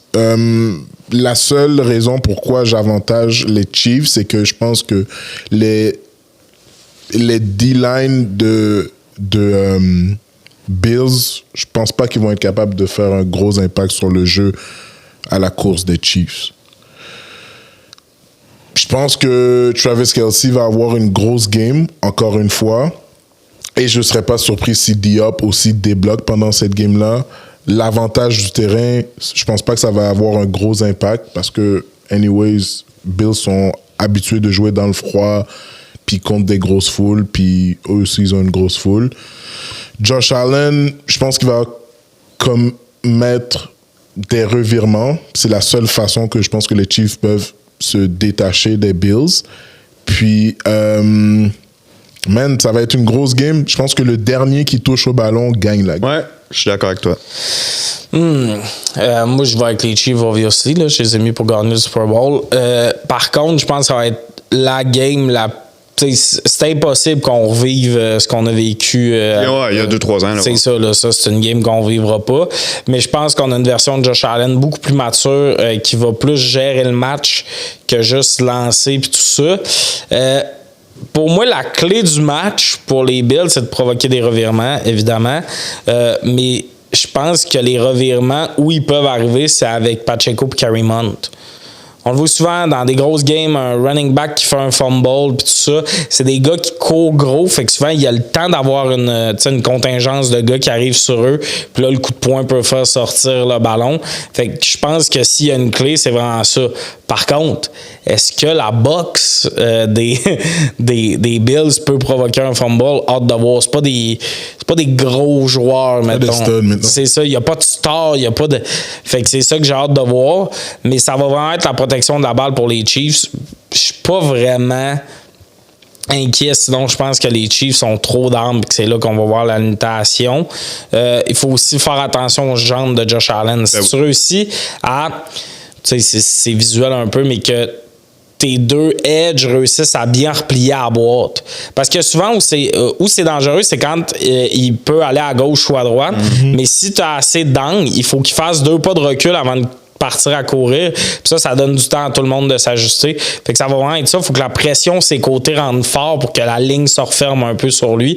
C'est la meilleure façon de le contenir. Oui, il peut courir par le centre si ça arrive, mais une course par le centre, c'est un 3, 4, 5 verges. Souvent, tu glisses. Quand il passe ses lignes de côté, souvent, il s'en va chercher un premier jeu. Puis j'ai hâte de voir le match-up Reed-Shakir. côté offensif, défensif, pour voir retirer cette option-là à Josh Allen, pour le forcer à aller avec Coleman, puis à Amari Cooper. Mais bon, écoute, je pense que ça peut se donner. Toi, tu y vas avec quoi? Moi, je vais y aller avec les Chiefs. Je nous souhaite une prolongation, mais c'est peut-être beaucoup demandé. Mais je pense que ça va être un match serré jusqu'à toute fin. Ça va se jouer dans les 2 dernières minutes, mais je vais avantager Kansas City encore une fois pour avancer. Ceci étant dit, advenant que les Eagles et les Bills se rendraient au Super Bowl, ce qui n'est pas impossible, les Bills, je vous rappelle, leur séquence de défaites au Super Bowl, 4 games de suite. Bon, la première, c'était contre les Redskins. Que j'ai encore nommé. Ils ont tous ce problème-là, les commentateurs. Ils aiment ça le dire. Les Giants. Ensuite, 2 fois les Cowboys. Donc, ils ont perdu contre 3 équipes du NFC East. 4 fois au total, parce qu'ils ont perdu 2 fois contre les Cowboys. Il manque juste les Eagles qui doivent battre les Bills au Super Bowl pour que la division au complet les aille sortis là à toute leur participation en plus. Sinon, si Washington se rend, ben ça pourrait être un full circle qui recommence. Buffalo qui retourne 4 fois au Super Bowl puis qui perd encore, mais ce sera pas contre les Giants et les Cowboys. Dans un autre cas, qui aurait cru que potentiellement le Super Bowl aurait pu être Washington-Bills? Non. Personne. Ben non, en début de saison, on pensait que les Bills allaient manquer de gaz sur Washington. Mais encore là, c'est tu sais, un vrai top QB top 5, là, parce que moi, je trouve que Jayden Daniels commence sincèrement à flirter avec ça s'il n'y a pas déjà les 2 pieds dedans. Ouais. Ça fait toute la différence, dans le sens où il n'y a pas grand gars qui aurait pu traîner les Bills sur son dos comme Josh Allen l'a fait, puis il l'a fait dans des moments clés. Vraiment hâte de voir, mais est-ce que vous avez l'impression qu'on a la game du Super Bowl avant le Super Bowl? Non, parce que jamais. Parce que Eagles sont pas là. Non, mais du côté Chiefs-Bills, pour vous, c'est le match-up le plus dur à déterminer? Ah, le plus dur à déterminer, oui. Ouais, 100%. Le plus dur à déterminer, oui, mais pour moi, c'est pas un Super Bowl avant le Super Bowl, au sens que c'est pas fait que l'équipe qui gagne ce match-là gagne le Super Bowl. Non, parce qu'une game, c'est tout le temps une game à jouer, mais mettons... Pour moi, là, si je fais un power ranking... c'est le match avec le plus de star power. L'équipe 1, c'est les Chiefs. L'équipe 2, c'est les Bills. 3, 4 sont dans NFC. C'était comme essayer de produire, de savoir qui allait gagner contre Ravens et Bills. Tu peux pas nécessairement... Ouais, mais t'es-tu d'accord avec le statement que si tu fais un power ranking des 4 équipes qui restent, les 2 dans AFC sont meilleurs? Ouais, je suis d'accord. Ouais. Fait que... ça sera jamais un Super Bowl. Non, je suis pas d'accord. Tu penses que les Eagles sont meilleurs que les Bills? Je pense que les Eagles sont meilleurs que les Bills. OK. Moi, je trouve que... Je pense que les Eagles sont meilleurs que même les Chiefs. Wow! Tu mettrais les Eagles comme étant l'équipe la plus puissante en ce moment, toujours en vie? Ouais. OK. C'est débattable. On peut débattre si vous voulez. J'ai des arguments pour. Mais honnêtement, je vois pas comment Eagles... Man, pour vrai, s'ils échappent cette game-là... Ben, on va se rendre là avant. Hein? On va pas brûler le podcast la semaine passée, sachant qu'il va nous rester 3 games, mais we'll see, on aura ce débat-là en temps et lieu, mais moi, j'ai vraiment l'impression que là, dans les dernières années, le débalancement NFC-AFC se fait sentir. Que dans AFC, souvent, à ce point-là de l'année, on a des meilleurs games. Il n'y a pas de Washington qui se faufile. C'est ça, dans AFC, il n'y a pas ça. Fait que j'ai hâte que la NFC reprenne un peu des plumes, mais... On s'entend, c'est jamais le Super Bowl en Super Bowl parce que reste que la dernière game où toutes les attentes sont, c'est le Super Bowl. Mais j'ai l'impression que le gagnant du match Bills-Chiefs va être le gagnant du Super Bowl. We'll see. We'll see, messieurs. On se dit au revoir là-dessus. Merci tout le monde de nous avoir écoutés encore cette semaine. On vous invite à aller follow. Je vous rappelle YouTube, TikTok, Instagram, le Tailgate Podcast. Puis sur Facebook, Communauté Football Québec, on est plus que 7000 là-dedans. On envoie des memes, on rit du monde. On a du plaisir. J'ai pas de char, mais je conduis. J'ai juste pas de char, là. Je voulais rétablir les faits. Tommy voulait parler une dernière fois avant la fin de l'épisode. Salut tout le monde! Merci de votre confiance.